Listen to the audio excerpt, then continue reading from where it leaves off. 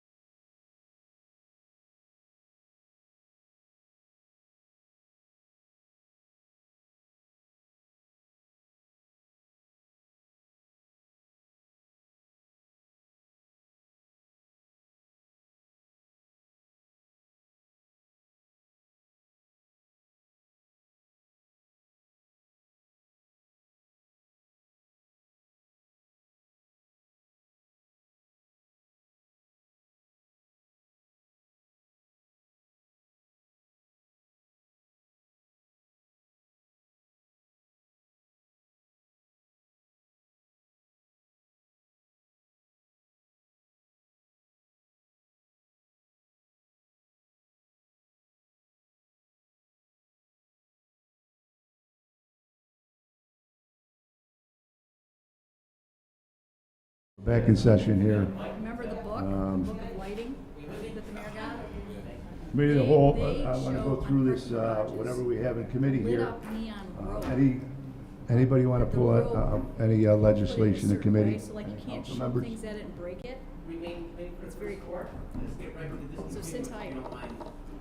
Okay, discontinue Me, proposed plan. ordinance number 2 of Carton Ave. Anybody have a problem? Any members? Or what are we looking at? Legislative, the committee legislation? Committee of the whole. Committee of the whole. Plan on taking that out tonight and voting on it? All the discontinuance for the hospital, Bob Schofield's here, Councilman. Yep.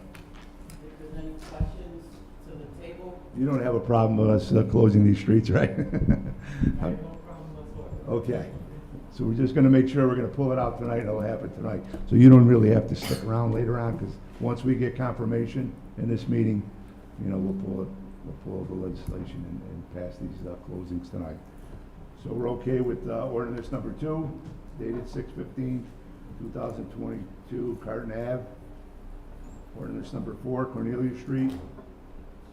And proposed ordinance number 6, Lafayette Street. Close the streets. All right, we're good with that? Okay, that's coming out tonight. So Carton, Yep, Cornelia, in Lafayette. and Lafayette, right? Okay. It's a portion of two of them. It's a portion of Cornelia, a portion of Lafayette. Right, they're not the full street, as the engineer said. It's not, they're not the full streets, portions within the hospital confines. This is stuff that's. All right, we're good with that. Anything else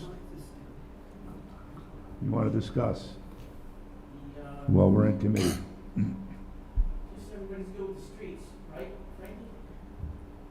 Okay, then maybe we can get to the ARPA.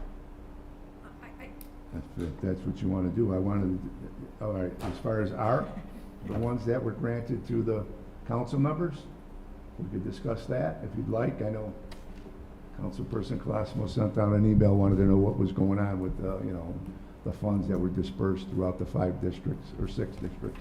And if anybody cares to discuss it, we can discuss it tonight. Okay. The budget director wanted to be recognized. The only other thing I know we spoke briefly a couple weeks ago was about the parking garage increase in fees. So I don't know where that sits. We're just beginning to struggle because we have the arms in place to go. Yep. So I just didn't know where that legislation is. Yeah, that's going to be introduced at the 6 o'clock meeting. I don't have a problem with that. I read it. I don't have a problem getting that going, because the longer we wait, we don't start collecting fees. So that's not a good thing for the city. I'm sure we could use the extra income as well. You want to start? Katie, you want to start with your district just to discuss it, and then we do have Heather here if she has any issues or I feel like we've been, finances. I did a bunch of surveys, we've had meetings. I think the overall consensus in First Ward is something accessible, that's family friendly, urban center of sorts of use. So whether that's, I don't even know all the different ways that I just kind of keep guessing and checking what could actually work and fit. My district goes all the way from Millgate Street to Barnes Ave, South Street to Broad Street, and behind Munson Williams. So right now, I think one of the pieces of this that I looked at was I met with UPD. I asked for the last 6 months of crime data reports, looked at the hot spots. I saw with the ARPA cameras that are going out, I matched it up with what our kind of hot spots are in First Ward. They're pretty similar. I had a request for maybe 1 or 2 more cameras on that. Other than that, we're looking at also the speed traps for State Street specifically. And from that being one of my most problematic areas, is kind of looking to see what we can do to make that kind of a complete street, all of State Street, more family friendly, just safer, the crosswalks specifically, especially with Munson Williams right there. And now with Barton Grocer and the hospital coming down the street, we're so far focusing and narrowing down on State Street. I don't have any other details other than that though, but probably will by the end of the month. Okay. If anybody still has questions or thoughts though, let me know. Okay, and this is all subject to you know, going out to bid and getting pricing, and that's where I think the budget director comes in and lets us know, okay, here's where you're at with your money, and this is how much more you have left to spend and things of that nature. Okay, we're gonna go to the next. Councilman Well, Burmaster. I had a chance to get a hold of the engineering and Marcus, and we got together, and we're looking at Columbia Square. We're going to curb it, replant shrubs, take care of the sign, make parking spots. We're gonna change direction, making Whitesboro Street a one-way instead of the two-way. Then we went up on the corner of Court and Whitesboro Street where it meets up by that smoke shop, and we're gonna see if we can put an island in there and try to get a curb on the Court Street side, and we were talking about doing some corrections on I believe it was Whitesboro Street to make it more narrow and adjust the stop sign or the sight, the light where they're supposed to stop on Jason Street. Them are the two projects I've got going on.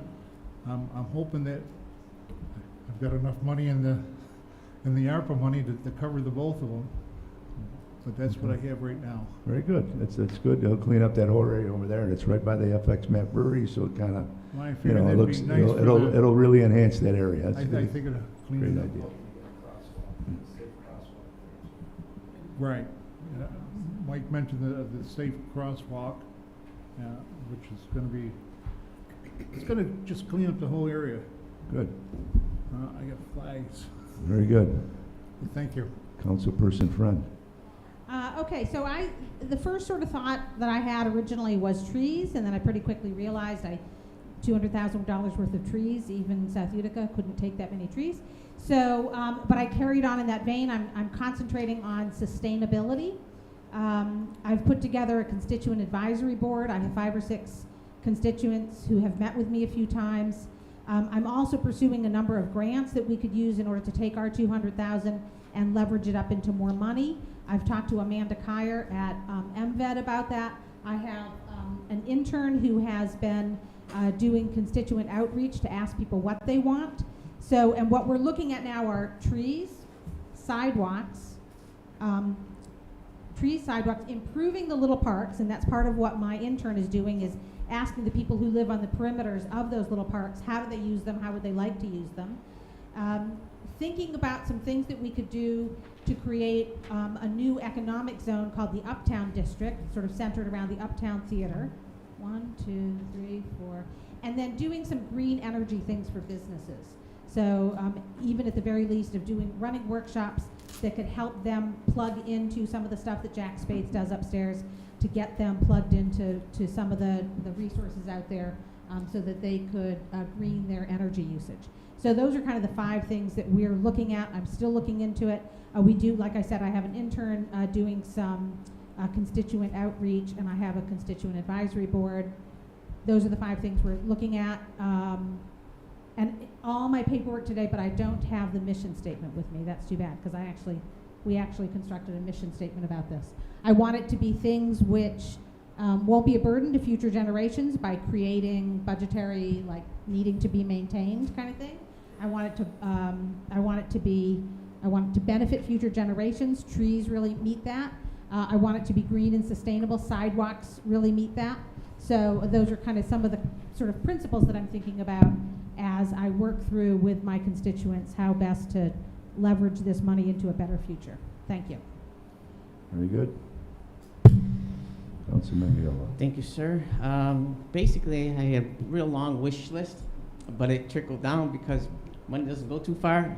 We all know that some of the projects that we want in our districts are quite costly, and some of our wishes may not come true. But I'm hoping that some of my projects do once they're finalized and once all the bids are in. I like to make the announcements then with the administration, because without the administration we wouldn't be doing this. And it's a joint effort with both us as council members working with the administration to get these projects done. So many years I've been in the district. I had a huge list of what people wanted, so it's getting dwindled down, not too many things because of the cost. But we'll do the best we could to stretch the dollars out, and as soon as everything's finalized and shovel ready, we'll go from there. Thank you. Very good. Councilperson Urban.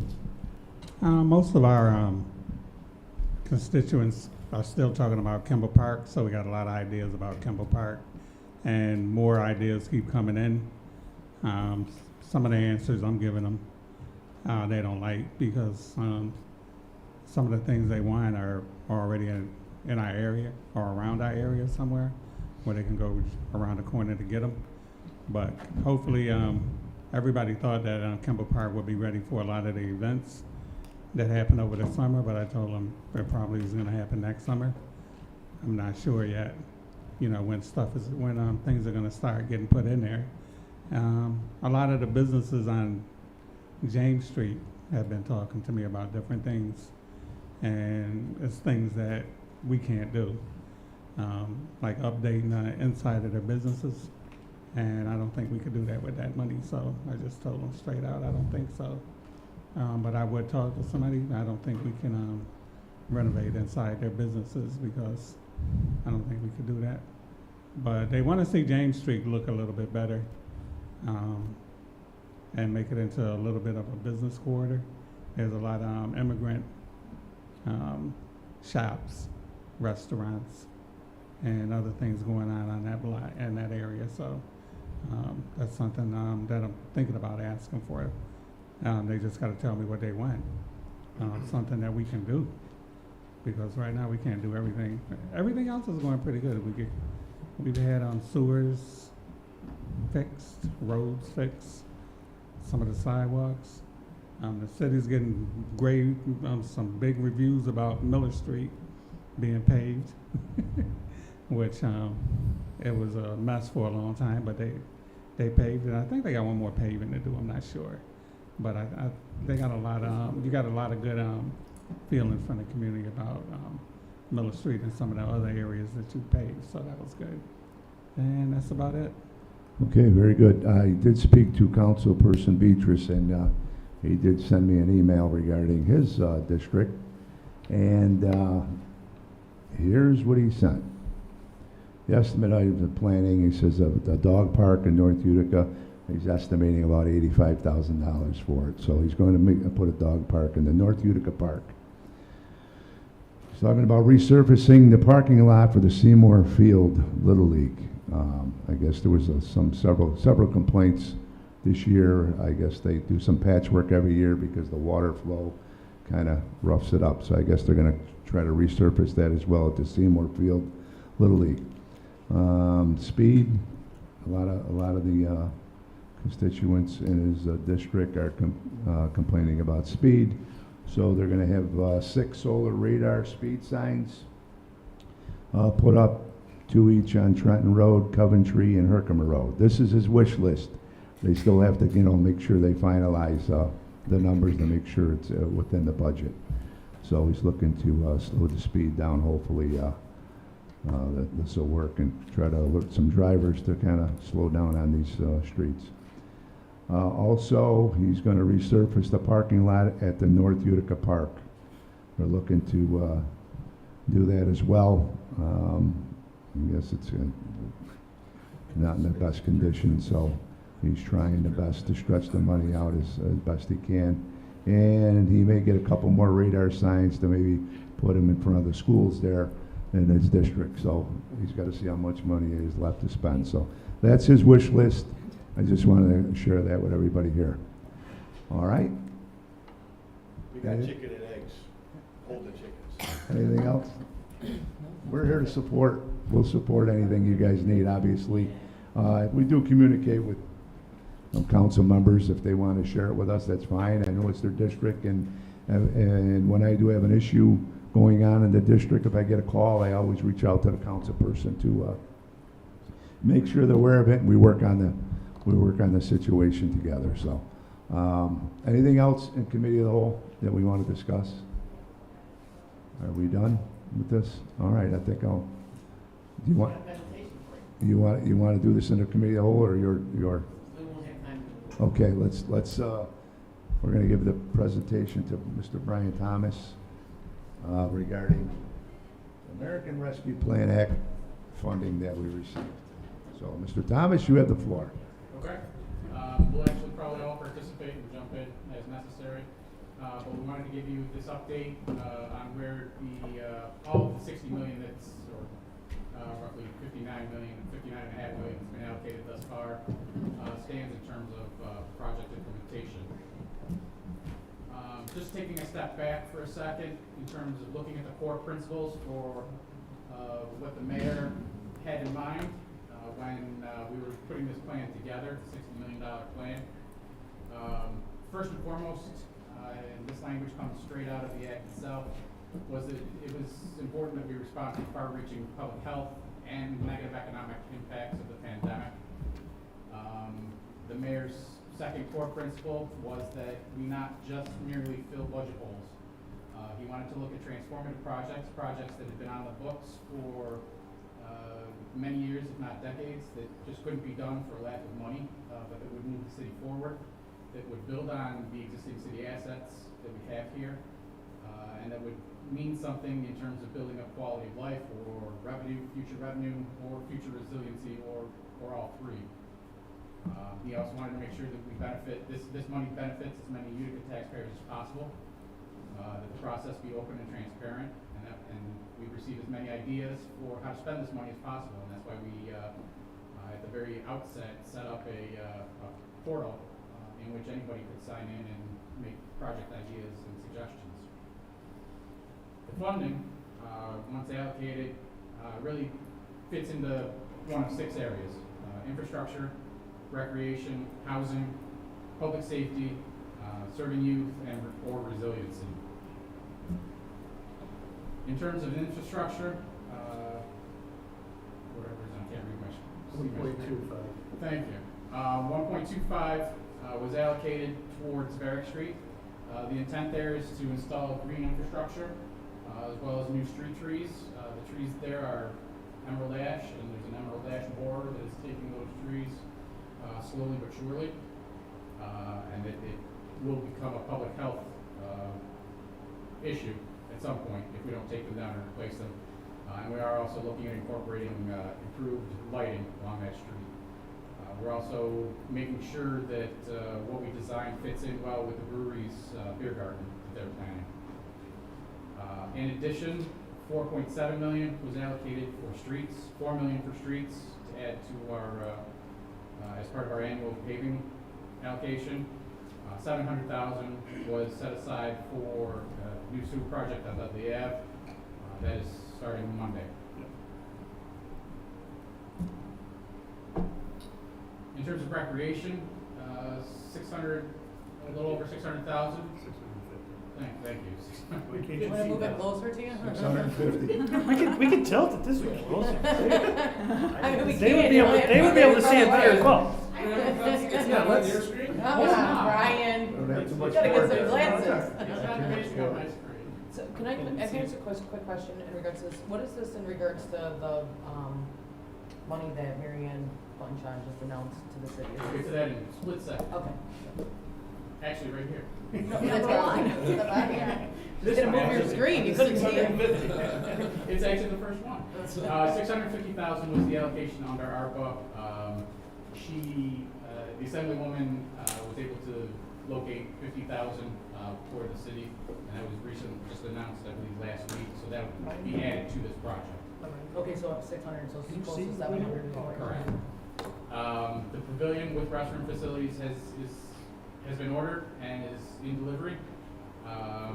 There's legislation before you tonight to move 350,000 to allow us to build the foundations on which the pavilion will rest. All of these numbers assume that you approve tonight's legislation. Just to be clear. I'll save my questions to the end if that's what you guys want to do, but really quickly, are we doing that sidewalk in front of that park? So we stopped like right before it, so. We did the first part, and the plan is to do, you want the sidewalk in front of FT Proctor Park. Yeah, I would say it would be where the, Yeah, where that will be in where next that year's is. plan. Next year's plan? Yeah. Do you think we can We'll get a ramp? continue it, because we want to get all the way down to. We get like a little ramp, you know what I mean, to get into the park? Yeah, no, I get it. Kind of like weeds around. Okay. $1.9 million was set aside to begin the first phase of the new master plan for Chancellor Park. We worked with Fair Landscaping to put together a master plan for Chancellor Park. Out of the first phase is removing a lot of what's there already. DPW crews can do that, and we're just waiting for the farmers market that is there right now to end its run, and then DPW will go in and pretty much clear that entire site. $4.2 million has been set aside for a number of improvements in TR Proctor, including a new splash pad, new playground equipment, dog park, as well as a skate park. In terms of the splash pad, we have an engineer on board that is designing it currently. The new playground equipment has been ordered, and we expect it to arrive in October, I believe, and we will install at that point. The dog park has been redesigned. It was bid out once, came in a little higher than we expected. Has been redesigned and is set to be put out back out to bid imminently. Yes. And then I think you probably all have seen the news on the skate park. We hired a firm that did a design for both Lincoln, the existing park at Lincoln, and as well as a new park at TR Proctor. We've had 2 public meetings looking for public input. I can tell you that at the second one, when we unveiled the design, I actually heard something that I don't think I've ever heard at a public meeting in my 30 years here. I heard oohs and ahs. So they were very impressed with what we've come up with. $7.8 million has been set aside to create and implement a 4-season master plan for Roscoe Conklin Park. We have hired Bergman, a planning firm that has offices throughout the country, but its most local one is in Rochester. They've put together some ideas, 2 plans for the Eagle area and 2 plans for the tennis court and where the mayor would like to put a skate rink. We need to get back to them with comments on those plans, and their next step will be to put together cost estimates for us. We're looking to move ahead with a number of those, to implement those plans. $2 million has been set aside to significantly enhance the clubhouse at Valley View. Phil Sabara, local architect, has been hired and has been working on designs. That design is being finalized. Has the RFP went out for Valley View? What's that? Is there an RFP put together for Valley View? The operation of it? Yeah. Yeah, it's put together, but it's not gonna go out until we put out the bid specs for the building, so that whoever bids on it has an idea of what it's gonna look like. And they can also make suggestions if they think that the bid specs are not right, but we're not really doing too much as it relates to the kitchens per se. So, I mean, is it downstairs? we're looking at downstairs and upstairs. Like, what is it, I mean, is it still gonna stay banquet facility? Yes. So there's, cause I heard talks of like adding a bar, they were changing the floor plans of the bar and stuff like that. Who do you have involved with feedback We'll build on the the seats on it. interpretation? Excuse me? Say that again? Like, up for interpretation, like who are we bringing in to potentially? No, It'll be publicly bid and advertised, but there may be responses that come back that suggest something other than a bank. It's within. You're talking about the possibility. actual work to get it done, or RFPing the facility after and if the current person? Operation and running of the Okay, facility. okay. And then $3.95 million, assuming you approve tonight's legislation, is set aside for the design and construction of multi-purpose athletic fields at Harbor Point. We've been working with National Grid to secure site control. They've been working with us, but they have a very bureaucratic operation. So we feel this number is something that will allow us to move ahead with improvements to the land that we believe we can control by the time these funds expire. And as you've said multiple times, that new number is that's the new number if the If legislation. the legislation is approved. Okay. So let me ask a question, and this is obviously just because the audit came out, and I saw the citizen's response that you are now gonna be financial responsibility of the I should harbor, smile, you know, yes. yeah, right? So like, if, say we're allocating this funding towards that, do we already have accounts set up that this money is gonna go into, so that there is some type of, now an accountability through the Yeah, harbor point? we're not going to, from the city perspective, we're not just going to hand them the money. we've kind of changed up what's been going on. The LDC's kind of been running on their own. They receive grants, and they've been spending and doing whatever they've been doing. Now they're coming to us for this, and so we're going to play a much more active role. As Brian mentioned, part of the problem is that it was thought that that this acreage would be freed up by National Grid much quicker than it's going to be. What's going to be happening is a huge new substation is going to be built out, I don't know where, out closer to the marsh. Yeah, southwest of where it currently. Yeah, out near the marsh, and that's going to start in 3 or 4 years because we're running out of power here. And when that gets built, they have to do a lot of dredging. Those spoils will go over underneath that Parthenon, where it will sit there and it will dry out, and then they'll move it. And so all that acreage that's in and around there, they're very concerned. They don't want to give it up too quickly before they realize what they're going to need when they start pulling the dredging out. So originally, the mayor had proposed almost $6 million for those athletic fields, but due to the timing of what's happening over there, we may not be able to meet the time element, and therefore we can't spend the money. So when he took a look at trying to make a couple of adjustments here, which was proposed and sent to you, he's looking at reducing that by $2 million. Did we ever, for the harbor, and I haven't been to a meeting, and maybe that's part of my fault, but did we ever get a point of ingress and egress through the harbor, going through, coming back around Wells? I mean, because I remember there was a little point in time where There's still ongoing discussion about whether there should be a traffic light at Wells, but the connections are there from Works to Wells. So the Harbor Point was able to acquire that land in order to get in and out of it? We have extended, yeah, part of it's already been constructed. Okay. The rest of The it's extension designed. into the site. I don't think, I mean, the streetlight part's a little much for Wells, I think anyways, but you might as well just redesign all North Tennessee Street if that's the case, you know? In terms of housing, you'll recall the $3 million was allocated towards to facilitate the rehabilitation of the Olson apartments, which will create 114 units. That's at least a $65 million job. They have secured the additional financing they need to actually do the construction, and construction has started. $3.5 million, assuming you approve tonight's legislation, there is an increase in this incredibly successful program. The waiting list has been established at UNHS for homeowners that are looking to make repairs on their homes. $1 million has been set aside to construct housing and impact centers in the Cornhill neighborhood.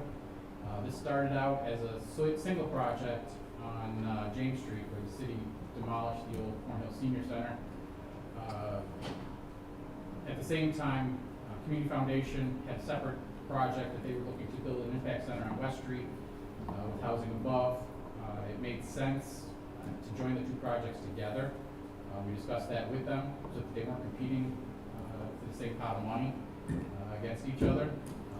They have, both agencies, organizations have taken the steps to create a single sole organization and are working on putting the legal mechanisms in place in terms of ownership and operation of those to move those forward. $1.15 million was allocated to construct art space on Park Ave. That funding had the tax credits from the state were announced just within the last week or so. They have the funding to move forward. They have all the approvals from the city that they need. They're looking to close on the state financing at the January and start construction in the spring of next year. Additionally, $1 million was allocated to rehabilitate the former YWCA for housing and a family wellness center. Vince Scalise with the Veterans Outreach Center is heading up that project, and he's working on putting together the financing beyond just the $1 million that he needs for that project. And then $80,000 was set aside to conduct a comprehensive housing needs assessment. I believe the first time the city has conducted such an assessment, and that study has been completed within the last month. In terms of public safety, $2.5 million was set aside to hire 5 new police officers and vehicles to support those officers. I believe you had legislation tonight which would allow for lateral transfers from other certified agencies to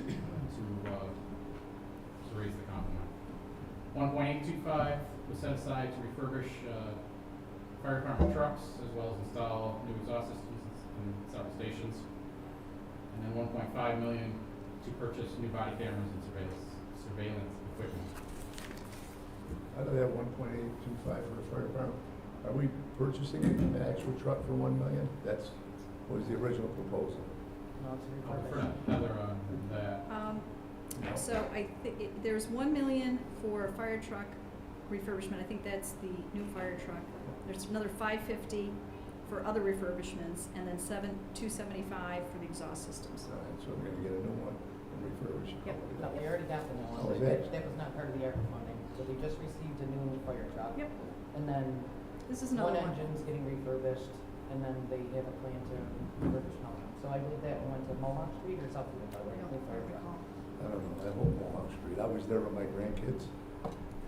Oh, yeah, you're talking about the 87, Yeah, yeah. The 87's gotta go. Yeah. Gotta get in that seat. Yeah. It Yeah. was rip. You want to tow a dragster with it? Yeah. Go ahead. Don't mind me. In terms of youth activities and youth development, almost $500,000 was allocated towards the expansion of access and hours for childcare at the sales center. It was built upon the funding that they received from the Empire State Poverty Reduction Initiative. $300,000 was set aside to build a youth development space by UNHS at the Empowerment Center on James Street. $200,000 for On Point for College to assist more students to go to college. $500,000 for the development of the Public Safety Junior Academy program. Stephanie Highland has been hired and is running that program. $2 million was allocated to assist in the construction of the new Children's Museum, which is ongoing right now. And then $50,000 to augment funding for the Young Scholarship Program. In terms of resiliency, $500,000 was set aside to assist small businesses.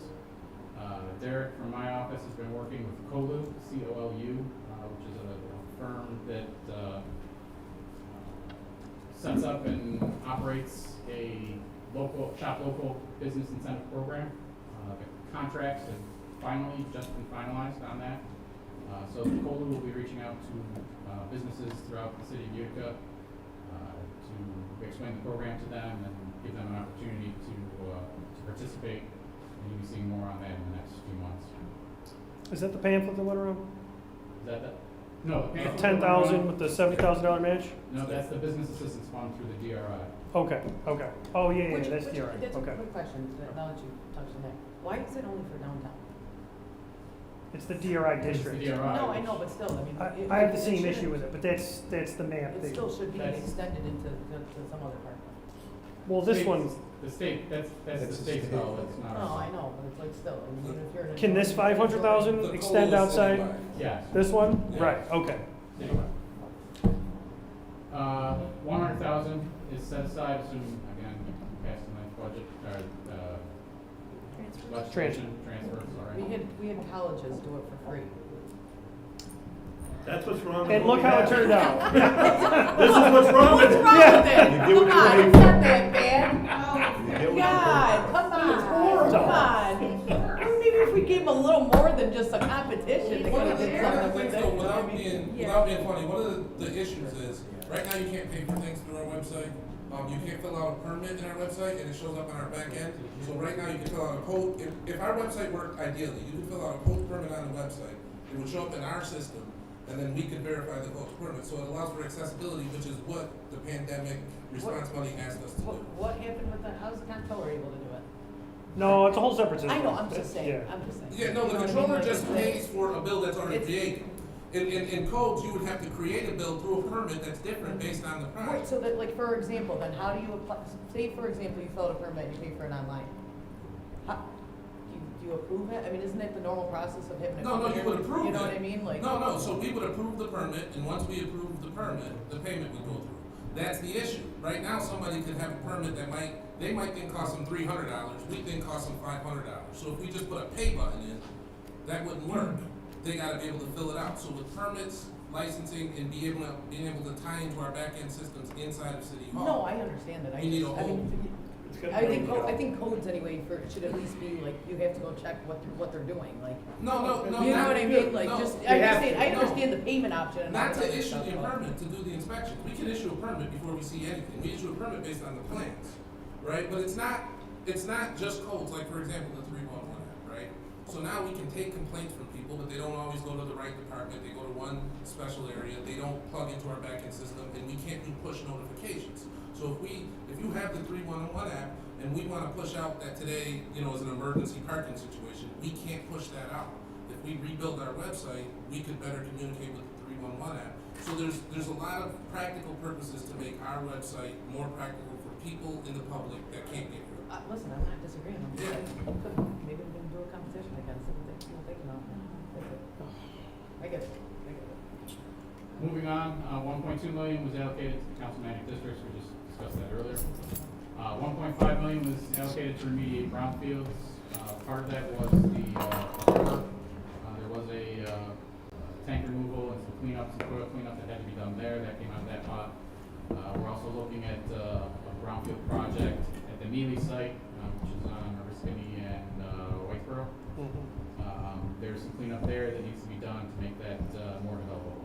And that it's really the city's last large opportunity for redevelopment that it has in its ownership. 2.25 million was allocated to HVAC upgrades in existing city buildings, including this one, hopefully. Yes. And to address COVID costs. Is this why you guys broke the air conditioning? Yeah. Hey, you wouldn't go in. This one wasn't gonna be done for tonight, Yeah. sorry. And then you'll recall that Anita from Stephen Swan had approached the city. 250,000 was allocated to fund an expanded state program. We're working with her currently on finalizing a subrecipient agreement and getting that project underway.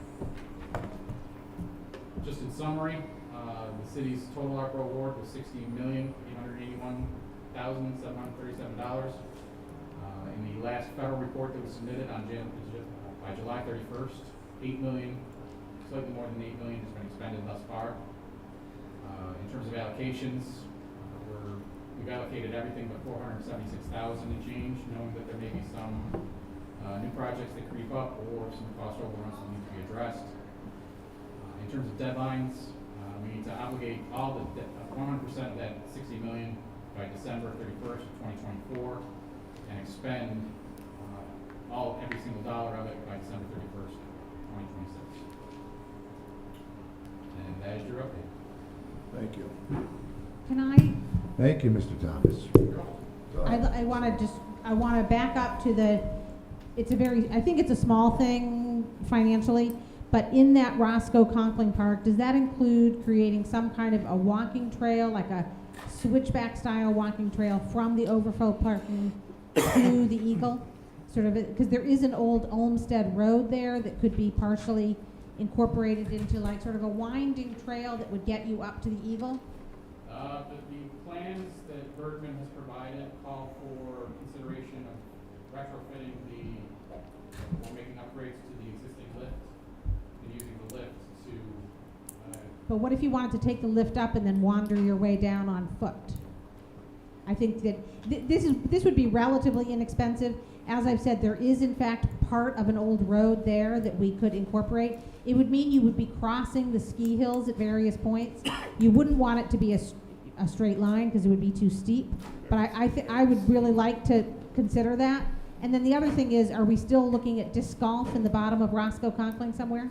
We are, and that was mentioned by Dave Shore when we reviewed what Bergman had provided to us. Okay. He has a contact at disc golf. Okay. Somebody he's met with before, and is a leader, I believe, in that field. In the local disc golf community, right? So I will be providing his name and contact information to Bergman and ask them to reach out.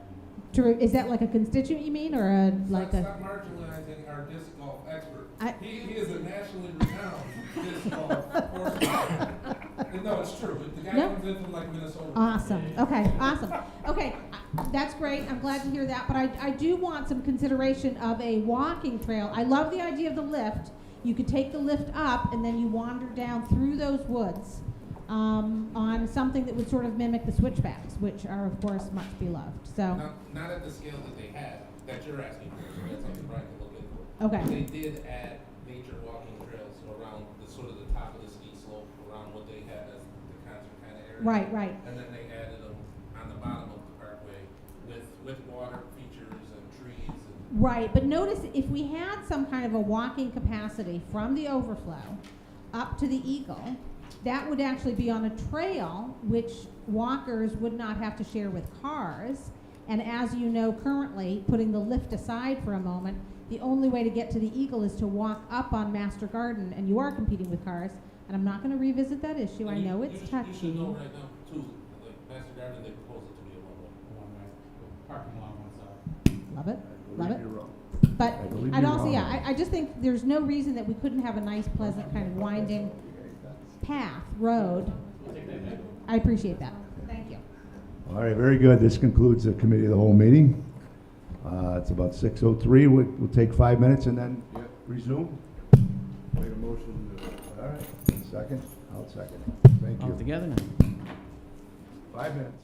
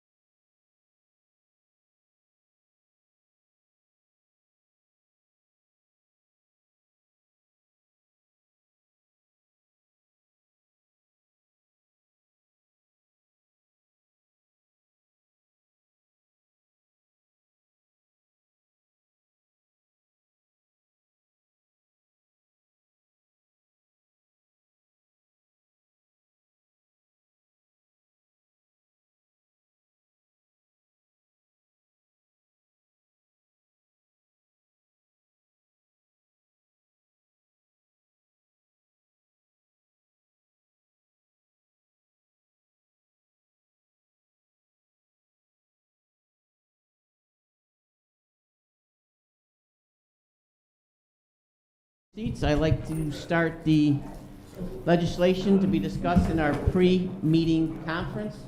City of Utica, dated August 3rd, 2022. We're starting about 10 after 6. I'm going to put the local law to the side for now. There was another amendment that needed to be done before it hit the table. So you were going to get a copy in its final form in front of you. We leave that till last discussion. I'd like to start with ordinance number 1, amending off-street parking. This is for the parking facilities for the one-armed bandit, I'm assuming. For parking lots and the parking garage. For the parking garage. Is there any questions on this legislation? Please address to Mike Mahoney. I can tell you that it has not been raised in 30 years. It's a little overdue. And we went across central New York, and even at the new rate, we're still very low. But we wanted to raise it in Newfoundland. And they're going to be credit card uses, is that correct? Credit card use, yeah. And you compensated for that 2% per credit card in that fee increase? We elevated the cost in there to cover the fee. Thank you. So it rolls into the price. Okay. Are there any questions? All right, let's go to resolution number 2. It's for the sale of 710 Whitesboro Street. It's Councilman Burmaster's district. Councilman Burmaster, are you okay with the going out for a public hearing for this? Okay, we'll vote on the public hearing, and the adjacent piece, which is piece ordinance number 3, will go into committee. Our next piece of legislation is resolution number 4. It's calling for a public hearing for 2160 Broad Street. I just texted Joe Beatrice. He's okay with voting on the public hearing and the following piece into committee. What building is this, Brian? It's an auto repair store. I know where it is on Broad Street. An hair salon. Hair salon on the side. It's way out on Broad Street. Out towards the post office. You're talking about Old Broad, that's the confusion. Yeah, that's what I mean, I was like, It's no, no. Old Broad, behind Turner Street, or off of Like Turner Street, picture, the right. corner of Turner. Okay, okay. Yeah. Are there any other questions with this legislation? Discussion's closed. Let's go to the next piece. Resolution number 6, authorizing the Irish Culture Center for beer and wine. Any discussions? Discussion is closed. Next piece of legislation would be, this one is for no parking on Washbush Road. Of course, everybody knows that Washbush Road is heavily traveled, especially on the park side.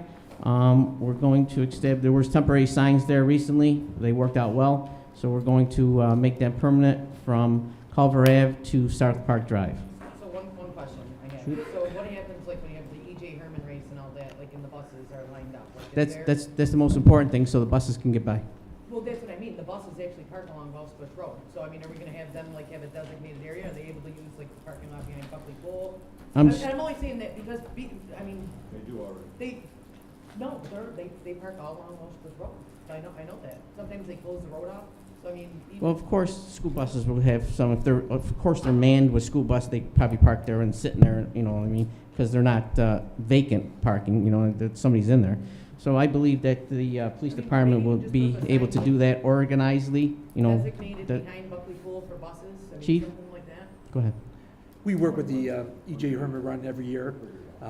We could work with their organizers to find alternative parking if needed. We have no problem with Just that. as a heads up, just as a courtesy, like, you know what I mean? Let them know that they can park there, that's all. You all set with that, Samantha? Yep. Okay. Next piece of legislation would be for the sale of 1220 Nielsen Street. This is calling for a public hearing. It's resolution number 8. Councilman Irving, I'm sorry, Irving, I gotta get your wife. Councilwoman. Yeah, everybody knows you by Yvonne. How do you feel about this piece of legislation, sir? You're okay? Okay. We'll vote on the public hearing, and the following piece will be put in committee. Did we lower the parcel adjacent again, to 250 instead of 500? Did we what? Did we lower it again? Down to No, if you're 250? adjacent, it's 250. Always 500? I could have For a sworn while. that was back up. For a long time now. Any other questions, Samantha? No, it's all right. Okay. Our next piece of legislation is number 10, calling for the for a public hearing for 1407 Taylor Ave. Mr. Irving, Councilman Irving, how do you feel about that, sir? Yeah. You good with that? All right, we'll vote on the public hearing, and the following piece of legislation will be submitted to committee. Our next piece of legislation will be a sale of 816 Catherine Street. This is under Councilwoman Aiello's district. How do you feel about this sale and the public hearing? You're good for both? Public hearing, we'll vote on a public hearing, and the following piece will be forwarded to committee. Our next piece of legislation is for a sale of 408 Blaine Dinah Street, sponsored by Councilwoman Aiello. How do you feel about this legislation, Ms. Aiello? All set? The public hearing will be voted on, and the following piece subject to committee. Our next piece of legislation is waiving the residency law for one of our city employees, Austin, right? Cornacchia? There is a memo written by Mike Mahoney. If there are any questions to the council on this issue. I just want to, he's like worked here for like 5 years now, right? 3 years, 4 years, so like what brought up the residency? It's written in my letter, his grandparents gave him a house in Clinton. No, I know, oh, so he did live inside the city, and now he's asking to move out, so he's always lived there. So what is the, This is the history. like, why now? They Like, why made him an now? offer he couldn't refuse. Like, right? you know what I mean? Here, Like, I'll give you the rundown. He was an intern for us under Sinad.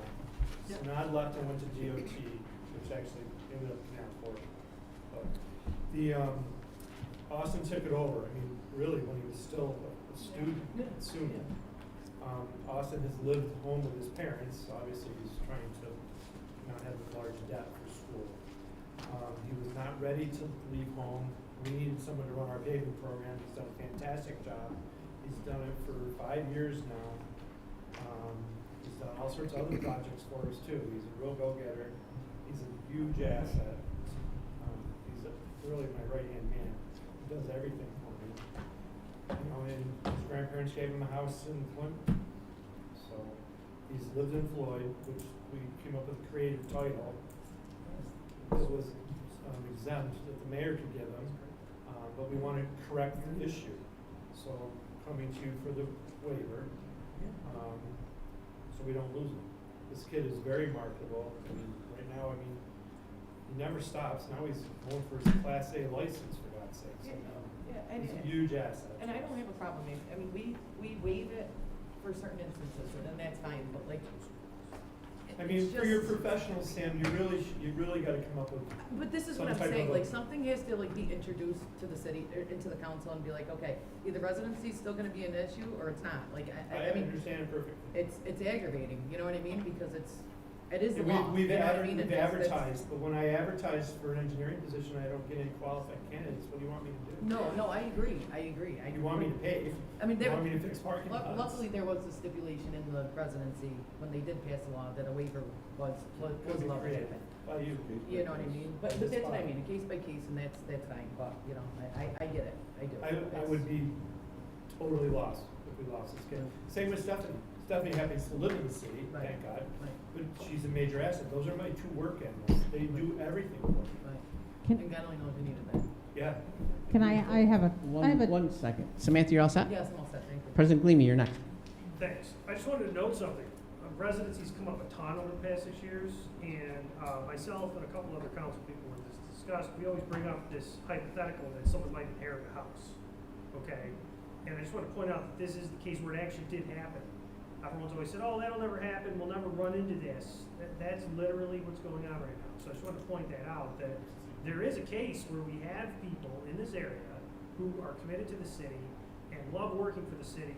And the reality is their families are rooted here, and there's going to be cases where we run into this, where people literally inherit things from their family. We're going to have these decisions. Oh, and it's not the first time it's going to happen. I want to point that out.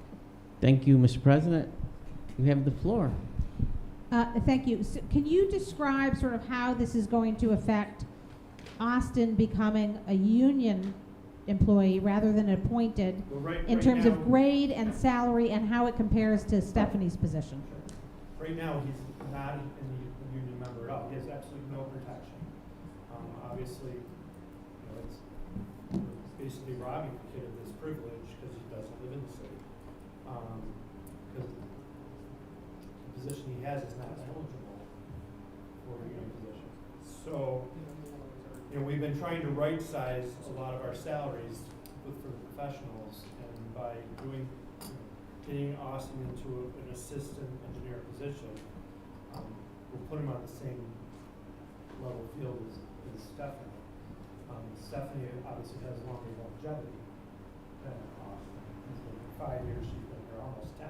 So when 10 years kicks in, longevity will go in for her. So they'll be at the same grade, but she'll be making more She'll because make of more longevity. because of longevity. Right. Yes.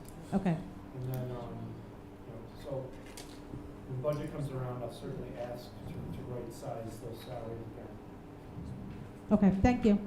Any other questions for Mike Mahoney on this issue? All right, this is an ordinance. Any council members that oppose to this? Very good, it's unanimous. We will move it. Thank you. Thank you very much. Our next piece of legislation, I think, is a shared services with the DOT. This is concerning the Oriskany and North Genesee Street cruise, the island in the middle. Let's guess it's for 4 years. Mike, would you mind getting up? You talking to this mic? No, not this mic. This mic. That mic. Well, he was in a conversation. Shared services, DOT for the Center Islands, for Oriskany and Genesee Street. Well, that's a sore subject, but yes. I know you're a little sore on it, but Yeah, I mean, did you start a unfortunately, council? it falls on Dave Short, all the maintenance for the islands and stuff, but. I mean, the bridge Another in one of North those Tennessee Street gifts coming that down. state there. does. I mean, Gifts somebody don't ran into already, come giving. somebody already ran into one of those black posts. I mean, We have there's garbage all up and down the. Two lights out on the pedestrian portion of the bridge, I mean. I thought the state said that they were going to at least maintain these portions of these. No.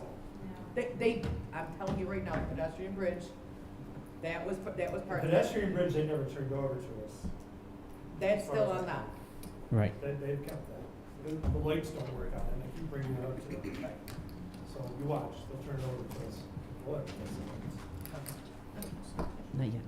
But I have to say, I mean, not to state my welcome, they do some major Help. improvements for us. Yes, they do. I mean, the arterial, 5S, the high mast lights, those are all big numbers. So we gotta take the good with the bad. Like the lights on North So- Tennessee Street. Go ahead. I'm sorry. So is this shared services agreement, who's gonna weed that? Well, 'Cause it was a- shouldn't always be It was a joint maybe. effort this summer that they all got out and meeting, along with agreed to it too. And along with members of the council? Thank you. No, don't thank me, thank her. Thank you, Katie. Yes. So- Okay. Then we got to figure out what to do after that. Okay? Everybody good with this? For now? Any questions for Mike Mahoney? All right, we'll move it. Our next piece of legislation is an easement for National Niagara Mohawk. It's for a 8-inch gas pipe, gas line, horizontal drill. Where are we going with this thing? Oh, Michael, what? It's in Nail Creek. It's in Nail Creek. Any questions for the easement, granting an easement for Niagara Mohawk? No questions for Mike Mahoney? It's called National Grid now. National Grid now. Well, they got it, Here it's called 9. That's it. Maybe that's what their corporation names, so that's. so which name do we, wait, let's see the contract. Nope, so say Niagara Mohawk on the contract. I stand corrected. Yep, still say Niagara Mohawk on the contract. But We in their good? letter- In their letter to Stephanie, it says National Grid. Okey dokey, so, are we good with the name, council, and, we good with the name? Yeah, there's no issue. All right. Our next piece of legislation is it's the resolution, that's good. Our next piece of legislation is a E&A transfer. I'd like to give the table, if there's any questions on it, to our budget director, Heather Mowat. Any questions for the $2 million transfer from Harbor Point, the ARPA? So as part of what I passed out, there were 2 sheets I handed each council person. It's on the larger ledger sheet. On the larger ledger sheet, it goes through what accounts it's coming from and which accounts it's going to. So I don't know if you have any questions. Okay. No questions? We'll move to the next piece now. Our next piece of legislation is another E&A, Board of E&A amendment. Are there any questions for, this one's, no, this ain't the long one. Any questions for this one? What is this one? This one is the codes department and building code salary. It's just real. So did you take away a codes officer and add a building codes inspector, or what was the deal here? Why don't, We moved them between, that doesn't happen. We moved them between, we did a reorganization in the middle of the year. And in doing so, we increased some salaries and we moved people around. So it's really just part of that reorg. I didn't want to come to you at that point and do it because I didn't know where we were going to end up the year. We're still not there. We got one more reorg to do. Oh, and this also, when we did our street lighting program, and we're just about ready to close that for a $10 million project. We, at the same time, Mike, our city engineer, did a reallocation of what accounts electrical bills were coming out of. In doing so, we knew that we would have a lot of extra money in these accounts, and that we'd be putting it to street lighting. So these 2 things happened at the same time. And for the street lighting electric account, we just had no idea how much electric we were going to be spending with new lights being implemented throughout the year. okay, is there any questions on the budget, end of year budget amendments? No questions? Very good. Let's go to our next piece. This is for the sale of wine and beer at St. Anthony's and St. Agnes Church. Hope everybody's okay with that. Very good. Oh, St. Rosalie's coming back, guys. Yeah, no, it's awesome. Red band too, Michael? Is it coming? I'm gonna check in on it. Well, we used to do that 5-hour procession, man. That thing was awesome. That I was know. the longest procession we did in the city. Yeah, it was Back cool, in that the red band day, back early then. 90s, yeah. Any questions for wine and beer for St. Rosalie Society? Very good. Let's go to the next piece. Resolution number 24, E&A sewer judgment settlements. Any questions for our budget director? I've got one question in regards to sewers and the project inside the city. Where are we as far as our like mandated Oh, CSO? need for sewers to be fixed As inside far the as city? staying out of the consent order, Yes, like where we've are been we? actively working on projects for many years. 10 years. I mean, I know Debbie Day was Yeah. a huge And component to she's that. still in the background directing us. But we're coming to. So we're almost done. We've Yeah. got one last project. Yeah. So, but like, where does it get us for like being under the consent order as far as like? Well, we were project never under completion? consent order. Well, The we're going county- to be there soon. No, the county What is it, was it's under 10 years? consent order. We did all this stuff as a plan to stay out of the consent order. And we've done very well. We really have. And we're embarking on the last piece of it. I mean, unless they change all the guidelines or come up with something else they want us to do, we're out of the consent order. Any other questions, ma'am? Okay. Any other questions for Mike Mahoney? All right, let's go to ordinance number 25, sponsored by Councilwoman Aiello. It's rescinding State Street West Side from Cottage Place to Williams Street. Are you good with that? I am, yeah. Okay. Now, did this one need the Thursday rule? 8-1 was Thursday. No. Okay, we're good. Next piece of legislation is rescinding State Street West Side between Henry and William Street. Are you good with that? Yes, Okay. Is this no parking, I'm assuming? Yeah. yeah. The next piece is sponsored by Councilman Aiello. State Street from Mandeville Street to Plant Street, 20 miles an hour. Yes. Any questions? You good? Do we amend the right section of the code? Are we 100% sure on that one? Yep, our clerk's smiling, and I think we got it. Okay. Next piece is resolution number 28, Board of E&A transfer, controller directing transfer. Are these for, is this another year end? Police department's budget? Yep, you're gonna police all say within the same time. Okay. But you're gonna, I don't know if you needed the 3-day rule for that one, because that one came down on Monday. 'cause we had to- This one's dated 7/25. Okay. So you're good? But when did you vote on it for E&A? Oh, 2 weeks ago. All right. Very good. Let's go to the next piece, which is 29. Their year ends for the fire department. Any questions?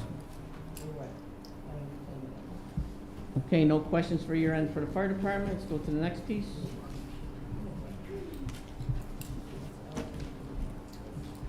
Wow. Okay, okay, we have a resolution to adjust the solid waste service charge. Okay, what is this about? Anybody can give us an update on this one? Michael?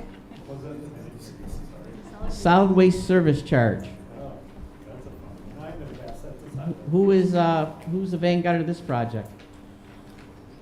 Solid waste service charge. Service, a resolution hereby solid waste authority acting agent. Oh, this is for, I'm sorry, this is for the dumpsters. This is for all the dumpsters and This stuff. is standard, yeah. Okay. All right, any questions on foregoing the service charges? They have a list. If you guys want to see, you probably need very strong glasses to see them. Mine are working decent. These are vacant, yes, or properties throughout the city. Any questions? Okay. This is basically people using their own Dumpsters' way of discarding their trash. and they're getting a break. Okay.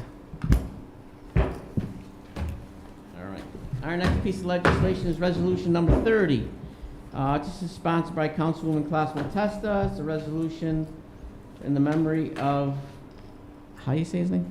Jaden Gross. Jaden Gross. You want to give us a little summary about this? Sure. So, Jaden's parents had reached out to me about doing a little memorial from, he passed away in November of last year in a car accident on the Parkway. He was 19 years old, very, very sad situation. So we said, you know, I would do a memorial for them and maybe just put a little plaque over by, near the tree of where the accident happened. Okay. Would the rest of the council like to sponsor this with Ms. Clausen Testa? Let's go for council. Good. Okay, let's move to the next piece, which is 32.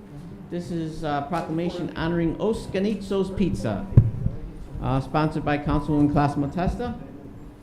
Would you like to give us a quick summary of this?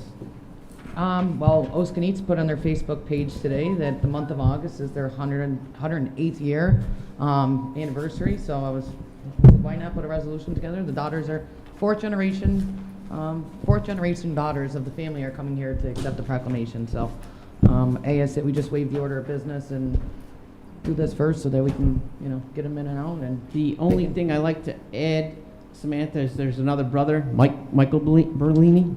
Yep, and that's fine. But I took this right off their website, so that's what was on there. I didn't want to add anything or take anything out. Would you like to read that in the record and just add his name to it? Yeah, sure, absolutely. Do you guys have to reprint the? I don't know if they're bringing pizza. I like to keep both brothers in there because, you know, they both shared their Well, like I responsibility. said, they was like, wasn't going to change anything, but if you want to add Michael, I mean. He's a brother, and he's been there. He's been making the pies just as long as Steven, so. that's So did they invent tomato pie, like the idea of without the cheese on it? Tomato pie. No? It's not tomato pie. They do upside down. Tomato No pie. cheese, no I cheese. do. It's You called- only it's the sold upside down tomato pizza. pie, a pizza without mozzarella cheese. I wasn't changing what was on their website. I know, no, I hear They're you. known for the upside down pizza, not the tomato pie. Did they therefore invent it? I was Michael says no. chicken riggies, greens, we'll just go with it all. They got it all. They got the best antipasto. So if you can hand them the copy you got, and can you revise it and give us another hard copy and include Mike's name on it after? Thank you. Okay, let's jump to the beginning, which is the local law. It's to dispense with some residency requirement for police officers for transfers only. I'll give this to our chief. Chief, would you please enlighten the council of the need? Sure. As most of us should know, there's a national hiring crisis for police officers, and it's also affecting us locally. What we're finding is that we've exhausted our current police list. We're now advertising and recruiting for a new police test. The numbers have been low. In the past, prior to the pandemic, we were getting as many as 300 to 600 candidates signed up for our police test. Now, with only 2 weeks to go, despite our robust efforts to recruit, we only had 37 people signed up for our test with 2 weeks to go. That's not enough for the anticipated vacancies that we are going to have. We're anticipating 12 to 15 vacancies by the next academy class, which will be in April of next year. Having said that, we cannot rely just on the civil service test to fill our vacancies. We have to do what other police agencies are doing, which is accepting lateral transfers. In the past, I've received numerous phone calls, and until this day, I still receive phone calls from officers that are interested in coming to the Utica Police Department. As soon as I mention the word, bring up the residency law with a lot of the candidates, right away they said they're not interested. I do currently have 2 lateral transfer candidates that we are processing. And it looks like we'll be able to hire them. Both of them are city residents and are going to live in the city of Utica. With all hiring, we look for city residents. That's priority. But the problem is there's a shortage of personnel. We are dealing with multiple police agencies, not only in our area for the small pool of candidates, but we also anticipate with the state police, which are going to hire very heavily in the near future, and they pay more than us, that they will be taking from us in the future. Right now, I'm down 24 police officers. I have 7 vacancies. I have 9 officers that are tied up in the police academy. And I have 8 out injured. And we're anticipating 4 possible retirements as early as the middle of this month. And I'm also going to lose another younger officer to resignation. So having said that, it's tough to keep up the amount of services that we provide in the city of Utica when we're always short-staffed. What I have done is I've depleted specialized units, put them in uniform patrol, because our first priority is always answering calls for service. But we can't continue to function this way. There's a reason why we need some of these specialized units, including our criminal investigation division. So I would ask for your help in passing this local law to amend it, to give us the ability to be able to accept lateral transfers that may live out of the area. I will tell you this much. Rome PD has found out about this possible local law going through, and they are going to waive their residency for lateral transfers. So we're all trying to find creative ways to increase interest in law enforcement and in these law enforcement careers. I speak for myself. This is a great career. Unfortunately, with this younger generation, they may not see it as so. And it's tough. And the 37 names that I have now, by the time you do backgrounds, physical agility testing, psychological, polygraphs, interviews, medical, psychologicals, I'll be lucky I'll be able to hire 4. Because it has to be that selective. You cannot have people that are not qualified to be on this job. So Chief, in total, how many down from your complement? Right now, we're down 24, 7 vacancies. Yeah. All right, Councilman DeBrango, we have a question. Yeah, it sounds to me that obviously we're competing with other agencies, police agencies. Now, the standards that we have to, pass the agility and all that, they're basically the same as Rome and whoever else. They're state standards. It's state standards, so Yes. we can't reduce the standard. If someone misses the sit-ups by 2 or 3, there's no way that we could even, because I feel sorry for some of these kids.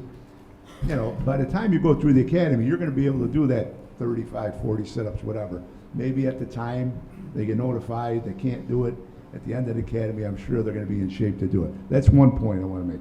The other is, I see this legislation and I'm okay with it, but the issue I have is we have to exhaust our current list before we go to other agencies to get transfers. I wouldn't want to take it away from a city resident who's eligible, and there may be 2 openings, and you're going to get 2 transfers coming in and not giving it to the city resident first. So that's something that I may want to look at, and maybe the council. Can I elaborate on that? Yeah.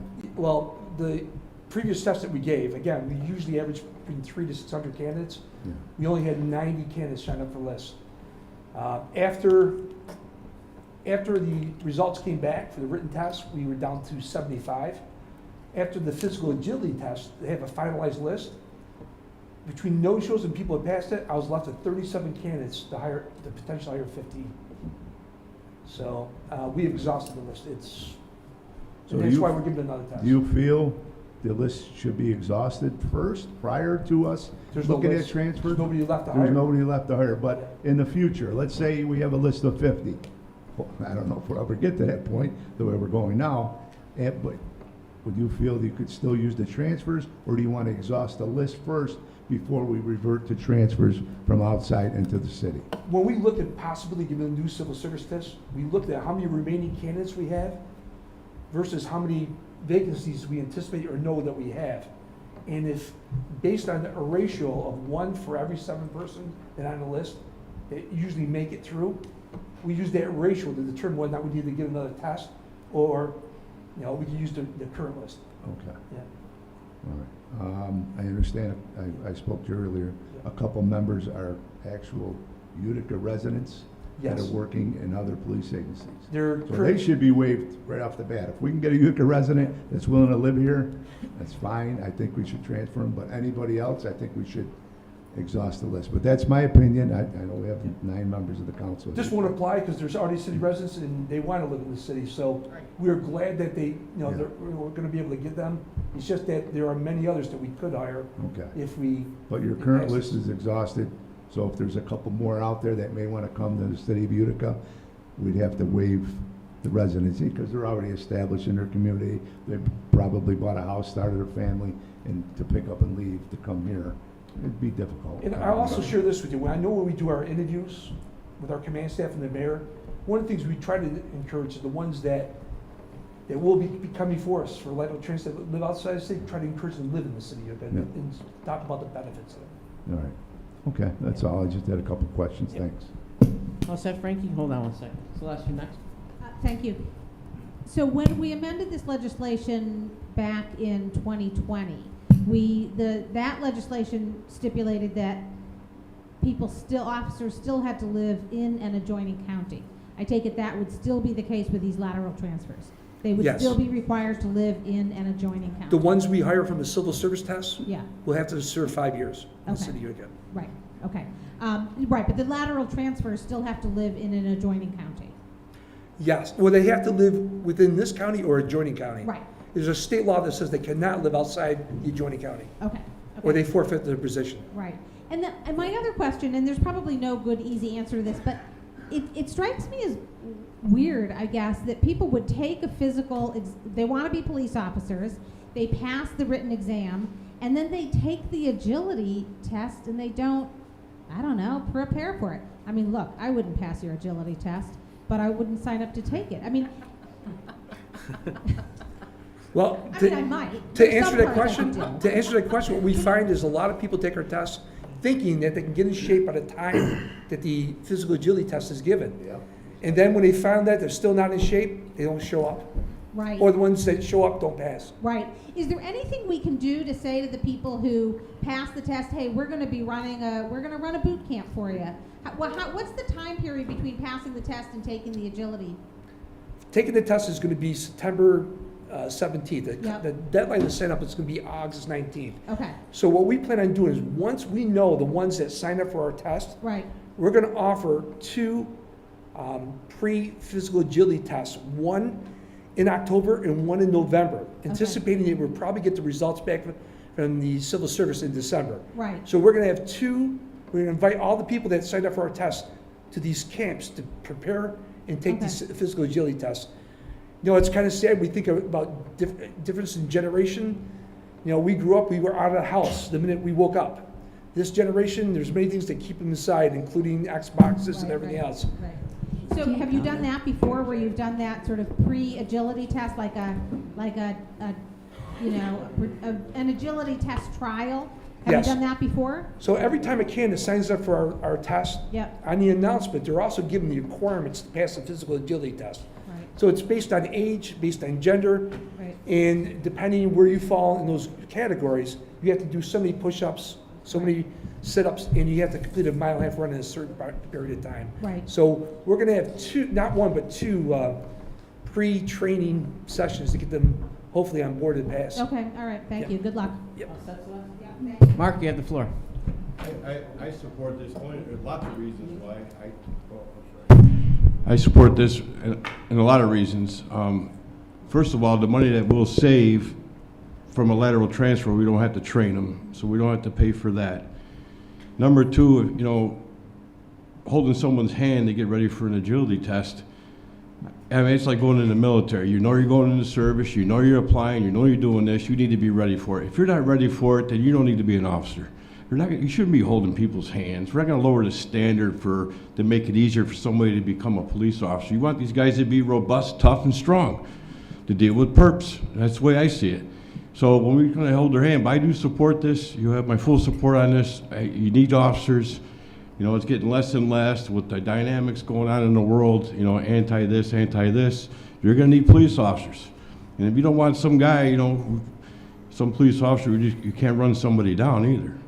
So I think holding someone's hand and doing boot camps and doing all this other stuff to say, hey, we're going to make you better. No, you got to be ready for this. You want to be a cop, you be a cop. You want to be a Marine, you be a Marine. But you got to be ready for it. It shouldn't be doing all this other stuff. But it doesn't cost us nothing for a lateral transfer. It actually, we save money. And this is it's not going to happen. They're not going to have like 20 people coming into the city of Utica asking for a lateral transfer. I mean, we're down 24. And right now you're going to probably, hire maybe 4 to 7 out of that list at 39 if you're lucky. It's just the way it is. But you have my full support, Chief. Thank you, Councilman Williamson. Councilman Cosmo-Testa, you have the floor. Thank you. All right, so here's my thing. The city already allows for a waiver if somebody wants to apply for a department. We're doing it for the engineering department. Why not just take that route? I guess why a carte blanche waiver for transfers in when when the law already allows a waiver for those people to come in? I mean, to me, it's not fair that we're making one city employee write us a letter and, doing this. I mean, it's the same for every department. And I guess what would be the difference in asking for that waiver from the law that allows it already? For me, it'd be a recruitment tool, to be able to get people interested. If they know that it's hit or miss, they may get a waiver, may not get a waiver, they may not be interested. I will tell you this much. Residency has become an issue in a lot of cities, and I don't know if you're aware of this, but there was an article in Schenectady Gazette. Their county did away with residency because they're finding it very difficult to hire for specialized positions. And the city of Schenectady is now considering the fact to do away with their residency law because, again, they're having difficulty hiring people for specialized positions. I totally understand that, and unfortunately inside the city they did pass a law that states that you have to live in the city. Now my whole thing is if we can overturn referendums for, term limits and this and that. I mean, if the mayor's got 5 people on the council, why doesn't he just propose to waive that residency for all city employees? I guess that's my question. Can I just mention something? Sure. So last week I got a call from, I won't say what city, because they were looking to make a change to how they pay so they could come after our police officers because they don't have residency. And so what's happening is this is a competition, and it shouldn't be a competition. So we're either going to come to a point where we have enough police officers to go on our streets, or we don't. So I think, Mark, Chief, that's kind of what you're looking at, right? Can I tell you what my issue with that is, and this is just my personal opinion upon being an employee, especially with the fire department and police department and whatever other. Okay, I watched one time a fire truck not go down the street that they were supposed to. Okay, and I didn't know who the person was, but I'm listening to the scanner and watching it, and that's not. You have to know the city that you're patrolling, okay? And that's my biggest thing, and I think that's why it is important that you do have a residency requirement inside the city, right? If you live in the city and you're patrolling the areas that you know, to me that's more comforting knowing that at least I know that a police officer or a firefighter or somebody along those lines knows the area that they're in. Do you know what I mean? And that to me is why I think the residency, and that's why the city does allow for that waiver, which is fine. And I don't have a problem waiving it if we're coming down to that. But I think it is important that they do understand where they're living and what they're doing. And to your point, yes, that's why we prefer city residents we hire, but if you look at the 10 people that we just hired, half of them came from outside the city of Utica. They were saying they were willing to live in the city of Utica, so there aren't enough city residents interested for us to hire strictly just city residents. But that's okay, I guess, and that's my point. If our law already allows that waiver, why not just apply for that waiver? I mean, you know what I mean? Because to me, if I want to become a police officer in the city, we pay pretty decent. I mean, especially with the last contract that was settled. Starting pay is, in my opinion, I mean, I would never do your job in any of the world. It's not that, but it's a pretty decent pay. So what would stop somebody? What would somebody say that they, go work for Yorkville, right? Oh, I can go through the training, work for Yorkville, and then transfer in to Utica a day after because I don't have to live inside the city of Utica. And I guess that to me is like that's kind of opening that carte blanche to like do whatever. It is 1 year, you have to have 1 year. What's Yes. that? What's that? I'm sorry, I was in 1 year what?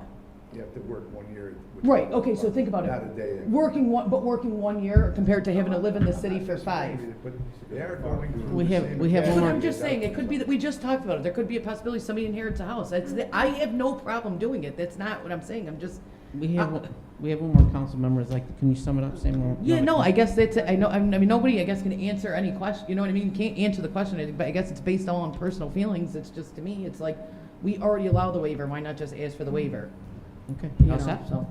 Okay, Katie, your last one. Yeah, I think it was already kind of answered, but just based on the trainings and just, you said that there were 2 kind of pre-trainings, then people can come work out and. Yeah, so what happens is, like I said before, we give the qualifications to pass the physical agility test when they receive the announcement to sign up for the test. Mhm.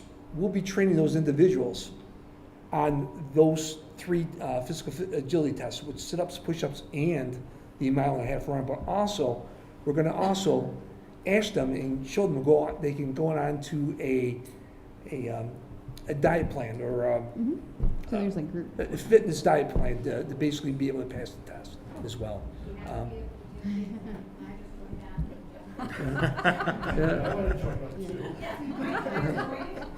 Katie, you all set? All set, thank you. Now, the one thing I will say is that, we are trying to find creative ways to be able to get young men and women interested in this career. We did something that we've never done before. We are waiving,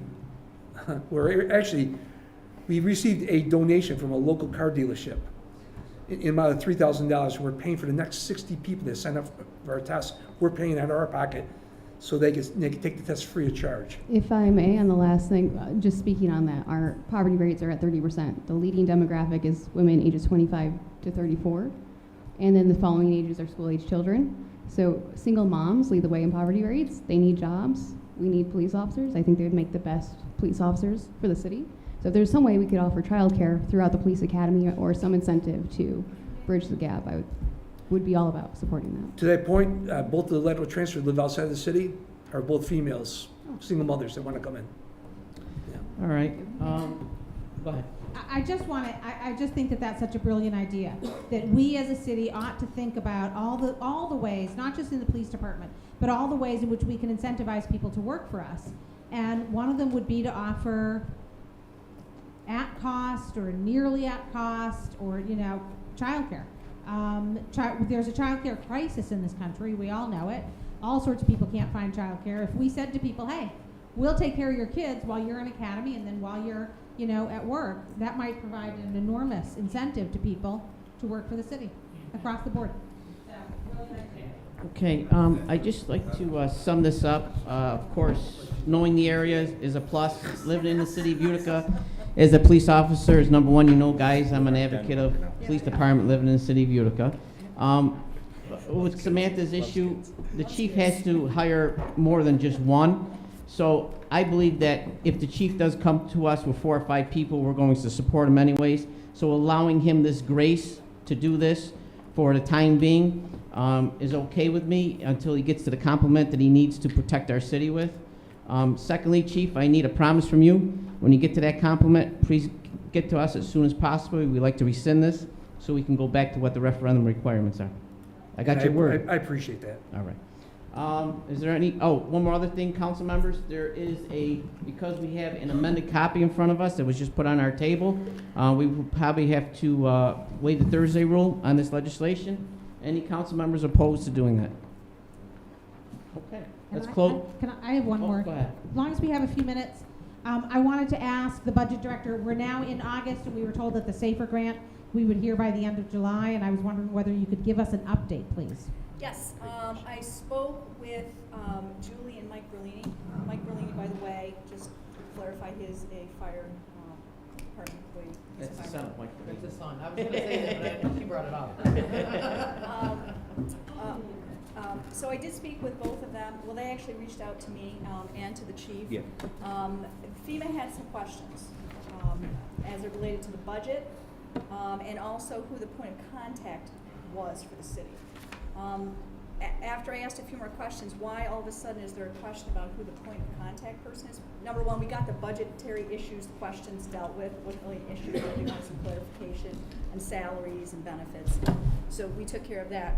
But they wanted to know who the point of contact, and I wanted to find out why is that an issue all of a sudden? It shouldn't be an issue.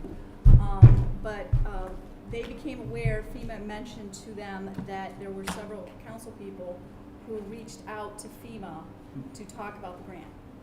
And so they were on it, they weren't quite sure if there was, what was happening here, that they thought the council was fully behind the grant application. And so we decided, and I think the chief was involved, that Mike Berlini would be the contact person because he's also very involved with other grants that the fire department gets. So he is now the official contact. He will be the only one that FEMA will be taking calls from as it relates to this grant application. So we're keeping our fingers crossed that nothing will come of that. You said several? Yes. I'd like to know who. And I don't want to be accused because I didn't talk to anybody. Didn't talk to anybody. Someone called. Someone called, exactly. Well, there were several. There wasn't just one. No, there were three. I was told three. So it's just really important that as this grant we're in the final stages, so much that they called us for clarification on some salary structures, that we're in the final stages, and so this is critical, and it will put this grant at risk. And so Mike Bellini will be the only one that they're talking to. And lastly, where are we in the process? So we're excited that they did call for clarification. So they will all be awarded by September 30th. They could start as early as this Friday in announcing their awards.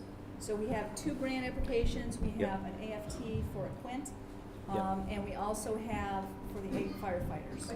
So we're staying on top of it, answering questions as they come our way, keeping our fingers crossed. Thank you, Budget Director. All set? I'd like the motion to close the and a 5-minute break. Yep. Mr. President, okay with that? 5-minute break, Council. 7:05.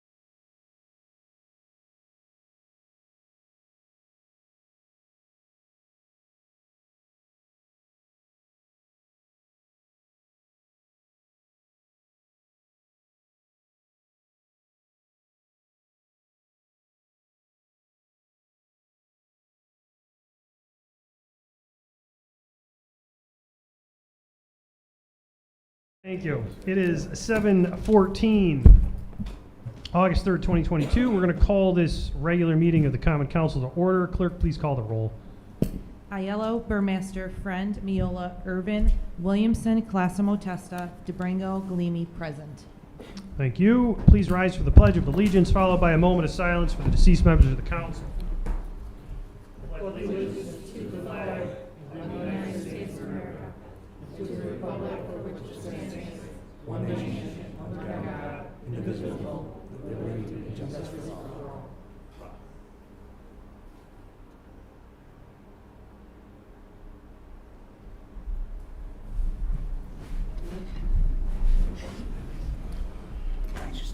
We are going to change the order of business this evening. After we deal with the business of the minutes, we're going to call for a proclamation, which Samantha Classimo Testa will be reading. All right, so the minutes from the previous meeting have been posted to eCode 360. Is there a motion and acknowledgement that they've been accepted by the council? I thought we'd read them tonight. Okay. Jeff? All right. I'd like to make a motion to waive the reading of the minutes, please. All right, we've got multiple seconds. I'm going to go with DeBrango.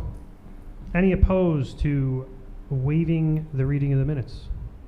All right, the minutes have been dispensed and accepted. They are posted on eCode 360 for anyone, including the public, to view. All right, so the next order of business, we're going to call for a proclamation. We'll have the family come up, please, with Councilwoman Classimo Testa. Once we read the proclamation, etc., we are going to move and vote on it, and then carry on. Thank you. So this is Jessica, fourth generation of Oskinite's Pizza, and it's amazing, 108 years they celebrated this month being open inside the city. So this is a proclamation honoring Oskinite's Pizza. Whereas Oskinite's Pizzeria was founded in 1914 by Eugenio Berlino, right? Okay, Berlino. He only sold tomato pie, a pizza without mozzarella cheese, and they only cost a nickel. He was then succeeded by his son, Angelo Chops Berlini, who made Oskinite's what it is today. I should say Oskinite's, but what would you prefer? Oskinite's, because you can say it one way, right? Oskinito or Oskinite's. Yeah. Oskinite's is still in the business in the beautiful city of Utica, and now run by his sons, Stephen and Mike Berlini. Oskinite's Pizzeria, a century-old Utica favorite, was recognized as one of New York's best pizzerias in a Food and Wine article. Utica has kept Oskinite's around since 1914, with experts calling in for shipments of their tomato-forward pizzas with cornmeal dusted crust. Food reporter Dave Lancel writes, in the best pizza in every state. New York ranked in third, which Oskinite's we know is number one, in terms of the state with the best pizza, behind New Jersey and Connecticut. But Oskinite's is noted as one example of pizza distinct from downstate New York. Recently, Barstool sports owner, which I'm so jealous that you guys got to meet, David Portnoy gave a raving review to Oskinite's Pizza. Now, therefore, be it resolved that the city of Utica honors Oskinite's Pizza on its 108th anniversary in the city, and we cannot thank them enough for being a great asset to the city of Utica. So, thank you, guys.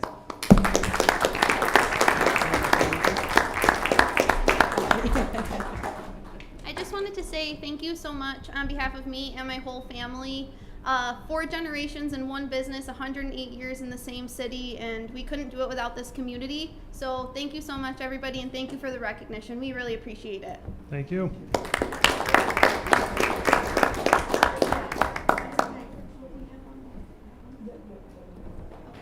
Do we have a second? Second. All right. Everyone put your votes up on the board. Make it official. 8 yeas adopted. Thank you very much. And thank you for coming to the meeting. It's appreciated. Last minute, so I apologize, guys. Thank you. All right, the next order of business will be public hearing. We have no one signed up to speak on behalf of the following properties, which are proposed ordinance 3, 1226 Whitesboro Street, number 1, proposed ordinance 5, 1226 Whitesboro Street, proposed ordinance 7, 101 Matthews Ave, and proposed ordinance 9, 1102 and 1104 Howard Ave. Grab the committee folder. Do we have a motion? The public hearing is now closed. I'm sorry, I have to say that. Do we have a motion to pull proposed ordinance number 3, 1226 Whitesboro Street, number 1 from committee? Yes. Okay. Second? Neola's the second. Any opposed to pulling that from committee? Okay, it's on the floor for a vote. Hang on just one second here. I gotta pull it out of the committee folder. This is 1710 Whitesboro, correct? Yes. Thank you. Yeah. Hold, just one second. Ordinance number 3, dated 7/6. There we go. Okay. It's 1226 Whitesboro Street. This is the sale of the property from URA to Eddie C. Soriano for a sum of $250. The public hearing has just been held. Your votes.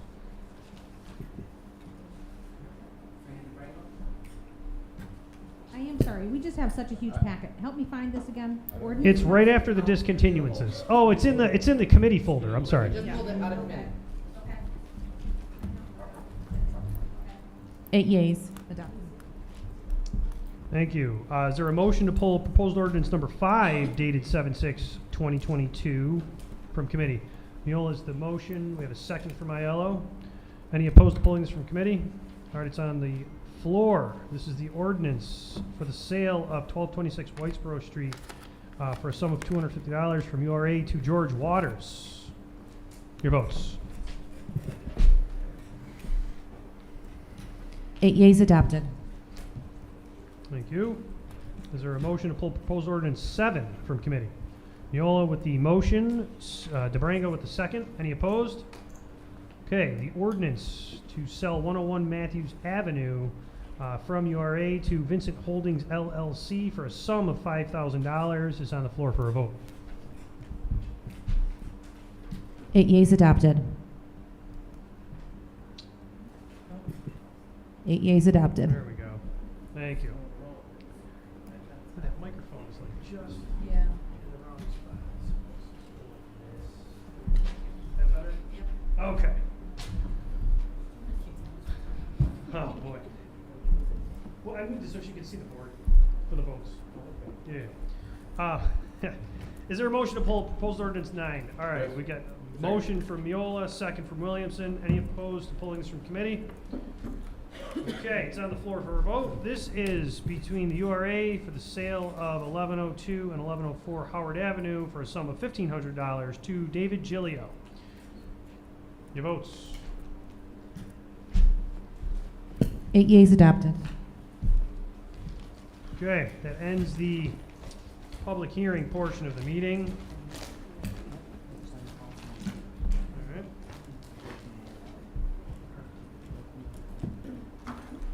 You ready? All right, the next order of business, public comment period. We have 2 people signed up this evening to speak. The first is Julia Fernandez. Could you please come forward to the, The Common Council has provided you a copy of Section 3244 Public Comment Period Rule. Are you in agreement with this? I see it, but I can't really read it because I don't have my glasses on. All right. It basically just says that you've got 3 It basically minutes. says I'll have to Okay. keep the, Just respect the order of the Gotcha. council. Yeah. Thank you. Thank you. Should I just proceed then? Yes, please state your Okay, name, then you may okay. begin. Thank you. Hi, my name is Julia Fernandez. I'm a relatively new full-time resident in South Utica. I thank you for letting me comment here. I have 2 thoughts about the blue bags that are used for garbage pickup. And I'm just wondering if they have already been considered, and if not, could they possibly then be explored? And one is the issue of the material itself. Is it possible that the blue bags can be composed of biodegradable plastic? And the second concern I have is for smaller households that are doing recycling and composting. The small blue bag is very large for a 1 to 2 person household. So I was wondering if there could be an additional size to the blue bags of like the small grocery bags we used to get, that kind of size. So that's all I have, and I really appreciate your time. Thank you. Thank you. Next speaker this evening is Ron Vincent. The public Common Council provided you a copy of Section 3244 Public Comment Period Rule. Are you in agreement with this? Yes, I am. Please state your name and you may begin. Ron Vincent. I wasn't going to speak tonight, but At the pre-meeting, the last thing that was discussed was about the residency situation. For years, I was a very avid believer in hiring residents. But lately I've changed because I don't think we have the quantity of residents in the city of Utica to fulfill some of the positions that need to be filled. If we should get police from other districts that want to transfer to Utica, here comes somebody with all kinds of training. What's wrong with that? They don't have to live in the city of Utica if they come in from Whitesboro or Clinton or Remsen or places like that. I just want to bring up something that Samantha brought up. Samantha being a teacher. Every year when school starts, Samantha goes in, here's a class of children. She hasn't seen these children. This is the first time. It takes her a while to get to know them by names and things like that. When she made the statement that if you bring in somebody from out of town to be a policeman in the city of Utica, they won't know where the streets are, they have to react to something. That's part of the training that they go through. I'm quite sure they don't put them in a car and say, okay, here you go, you're in North Utica, and if something happens on Lee Boulevard, you better know where it is. They're gonna know by the time they get there. We do need policemen. And what difference does it make if they come in from another area? I think this residency law should all be changed and have a little bit more leniency to bring eligible people with knowledge of the program that they're going to be instituting, not just where things are in the city of Utica. That comes with time and studying people, just like it is learning who the children are in your classroom. Same with our engineering department. There's a residency situation going on. If everybody looks around for the last 2 years, the work that's been done, as far as I'm concerned, with flood mitigation in North Utica and other parts of the city, there's been a lot of work done. And we got 2 new engineers out there working on the roads, working on the flooding issues and things like that. I think they've done a superb job. So I wish everybody starts to think about this residency situation a little bit more. Let's be a little bit more lenient. We need to have good working people in the city of Utica. The only department that I think should not ever, ever be tampered with as far as the residency is the 9 seats in front of us. That's your job, to represent the area you're in, and you better be living in it. Thank you very much. Thank you.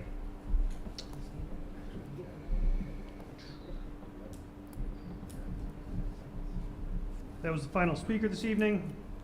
We have no specific common council guests, although everyone is welcome. Let's see here. Communication from the mayor. We do have a communication from the mayor. Just pull it out here. Thank you very much. August 3rd, 2022. From Mayor Robert Palmieri. Mayor's message to the Common Council. The city is accepting applications for the Utica Police Department. Civil service examination will be Saturday, September 17th. However, applications must be submitted or postmarked to the Department of Civil Service by Friday, August 19th.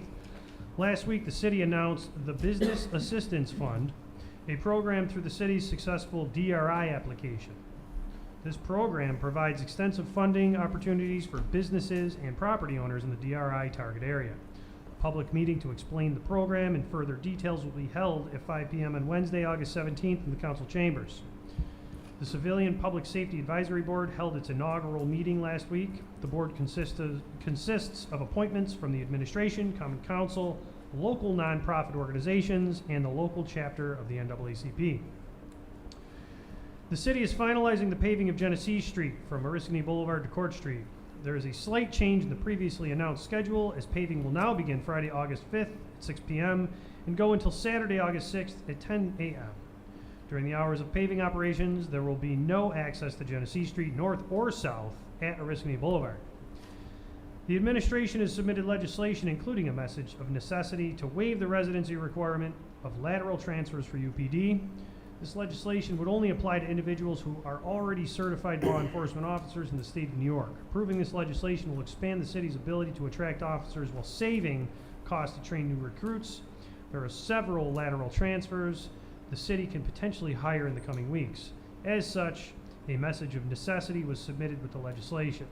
As referenced in the message to the Common Council February 2nd, 2022, there is an issue pertaining to the Codes Department which the mayor would like to remind the council. The moratorium on the neighborhood retail, convenience stores, and smoke shops is scheduled to expire in September.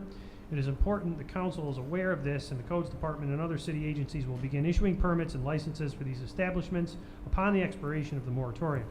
If the council wishes to present legislation before the expiration date to address the issue, the administration will provide any requested information and do its best to give input on the matter. That concludes the mayor's message to the council. Cash reports. Yes, the City of Utica cash report for June 2022 is $90.357 million, received and filed. Thank you very much. Moving on to reports from the city officers. Chief Williams. Again, I'd like to state the fact that we're giving a civil service test for a police officer. The deadline to sign up is August 19th, the end of the business day, and we'll be giving a written test on September 17th. We will be, we anticipate hiring in large numbers, so this is a great list to sign up for and be on. And I can just speak from a personal standpoint, this has been a very rewarding career.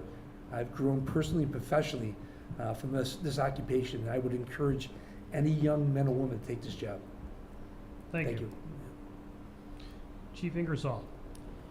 Yeah, I'd just like to thank Assemblywoman Mary Ann Buttenshaw for helping the fire department get a $35,000 health and wellness grant. We'll be putting that funding to good use with the purchase of some additional fitness equipment, bringing in some mental health training for our firefighters, and resiliency training, and doing some additional fitness training as well. I'd also like to point out that between the police department and the fire department and the Oneida County Sheriff's last week, we did unfortunately respond to a drowning victim through a cooperative effort between the Sheriff's Department, dive team, UPD officers, the fire department, DEC, and several other agencies. Unfortunately, the person perished, but we were able to assist in recovery on several days later. It just illustrates the importance of water safety, saving out of fast-moving water, and just like to reemphasize that.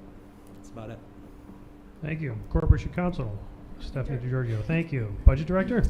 Yes, I want to talk about the fire department tonight. So many of you may not be aware, at the middle of last week, the mayor was preparing a press release to announce to the city that our pools were going to be closed. We have had a very significant problem with getting huge amounts of chlorine delivered. You have to be certified to transport bulk chlorine. We got to work internally. We have a young woman who's one of our interns. They called all the pool places except this one, and one of our interns that works with Austin, Brittany Tucker, her uncle owns a pool place, Tucker Pools, over in New Hartford. She got him on the phone. They couldn't deliver it in bulk, but they had a certified driver, and so they brought up many 5-gallon pails of liquid chlorine. So now we have the liquid chlorine. You need to be certified to put mass amounts of liquid chlorine into these tanks for the pools. Our fire department stepped up for us because they have hazmat gear, they have respirators, and so I think most of them on overtime. Yes. Overtime, were willing to go to those pools and pour that chlorine in. Had they not done it, they did it 3 times, I believe, at all the pools. Yep. We would have closed all our pools. We did have to close 1 or 2 of them just because we didn't have enough chlorine. But our pools are open, and they're open this week during the heat advisory that's going to be happening tomorrow because of great work by Brittany Tucker and our engineering department, and most especially because our fire department really came to the need of our constituents. And so I just wanted to express that because that's not something you're going to hear anywhere else. Thank you. Thank you. They do Thank step you. up. I'd also like to just note that Commissioner Thomas from Urban Economic Development was here earlier giving the council an update on the ARPA funding rollout. And we also had Codes Commissioner Phillips here as well. Just wanted to note their participation in the meetings. If someone's tuning in now to YouTube, they were here. Thank you. All right, moving on. Petitions, remonstrances, and appeals. First District, Councilmember Katie Aiello, you have the floor. Thank you, Mr. President. I have nothing to add for tonight. Thank you very much. Second District, Councilmember Robert Burmaster, you have the floor. Thank you, Mr. President. I'd like to extend my prayers and thoughts to the Strong family for the loss of their loved one. Anytime you have a loss, it's a tragic thing. You know, as busy as we are in our daily lives, you still need to take time out of the day to recognize family, because family's number one. That's all I have. Thank you. Thank you. Third District, Councilmember Celeste Friend, you have the floor. Thank you, Mr. President. I've got three things. I'll be quick about it. There is a meeting for the New Forest Cemetery on Friday at 5 p.m. at the State Office Building. So the New Forest Cemetery is on the verge of what's called abandonment. Just so that everybody who's listening and everybody here is aware, New Forest Cemetery is a completely distinct entity from Forest Hill Cemetery. It's very easy to think that they must be the same one. They're adjacent to one another. But New Forest Cemetery is in a lot of trouble. Assemblywoman Buttonshon has been working hard at the state level to try to resolve some of their issues. They need a new board, and this meeting on Friday, hopefully people will come forward to serve as new board members, and we can begin to move forward with that. So that's the New Forest Cemetery situation. Again, Friday, State Office Building, 5 o'clock. And I especially encourage anybody who's has family who are buried there or who owns a plot. Those are the people who have the authority to elect a board. So we need those people to show up. Second, on this Tuesday at the other side, which is next to Cafe Domenico, I'm hosting a town hall meeting about Stewart's Shops is considering putting in a proposal to open a gas station and convenience shop at the intersection of Woodlawn and Genesee in South Utica, and I'm hosting a town hall so that I can first show the community the results of the poll that I've been conducting, the survey, but also we're going to have a representative from Stewart Shop there to show us the plan. Commissioner Thomas will be there to explain to people the very process by which the planning board will or will not approve such an application if they do in fact end up applying. So I encourage anybody who's interested in that question. Again, 5 o'clock, doors open, 5:30, meeting starts sharp at the other side next to Cafe Domenico on Genesee Street on Tuesday. And then the last thing I want to say is a couple of weeks ago, Cycle the Erie Canal happened. This is an annual event. It's an enormous bicycle tour that goes from Buffalo to Albany, and then in alternate years goes Albany to Buffalo. And it was held a couple of weeks ago. Over 750 people ride their bicycles. It takes a week to get from Buffalo to Albany or Albany to Buffalo, and they camp along the way. And they start in Buffalo, and they go through Rochester, and then they go through Syracuse, and then they spend a night in Rome, and then they skim the outskirts of Utica, and then they eventually end up in Albany. And they don't come into Utica. I did this ride in 2016. There are actually marks on the road that are called O. Henrys, and they don't even put O. Henrys down for Utica. They don't encourage people to take even a slight detour to come into Utica. And this is an enormous economic opportunity that we are not taking advantage of. And of course, the reason is because you can't safely ride your bike on Genesee Street. And so the organizers of this ride don't even encourage people to spend any time in Utica These are very well-off tourists, people who aren't very familiar with bicycle tourism. It's very easy to think that it's college kids or it's people on the cheap. It's not. It's retired boomers who are riding $8,000 bicycles and spending thousands of dollars to go bike touring for a week. And they are just passing Utica by. And I think we really need to think about how to make us a bicycle safe city so that we can take advantage of the hundreds of millions of dollars that New York State has invested in the Empire Trail. The Empire Trail is now complete. Hundreds of thousands of people bicycle it every year, and they don't come down into Utica to have lunch here or to shop in our shops or to stay in our hotels, etc. And I think we really need to think carefully about a city, about the enormous opportunity that we are passing by, or the enormous opportunity that we're allowing to pass by us, 2 wheels at a time. That's all I have tonight, Mr. President. Thank you. Thank you. 4th District, Council Member and Majority Leader, Frank Mueller. Thank you, Mr. President. I'll be brief. Talk about chlorine. I got a pool too, and chlorine was very hard to come by this year. They were rationing it. You only can get like 5 gallons of it. You're absolutely correct. The cost of chlorine for 5 gallons is astronomical. I think maybe we can do some cost studying later, and maybe go for saltwater pools in the future.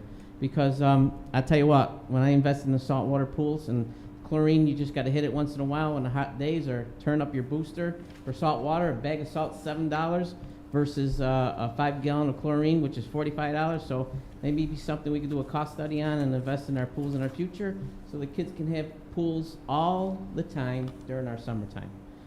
Thank you very much for that input, Mrs. Budget Director, and I'll be looking forward to some numbers with you. Thank you. Thank you. 5th District, Councilmember Venice Irving.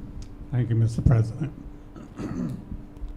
Just to let everybody know, the gun violence prevention program that I run, I can't pay for a 2 to 4 year college students, but anybody that wants, any youth that 18 to 24 that live in the city of Utica, is specifically for Utica. I started off with $600,000. I was supposed to be done Sunday, getting rid of all the money. I'm still about $200,000 that I got.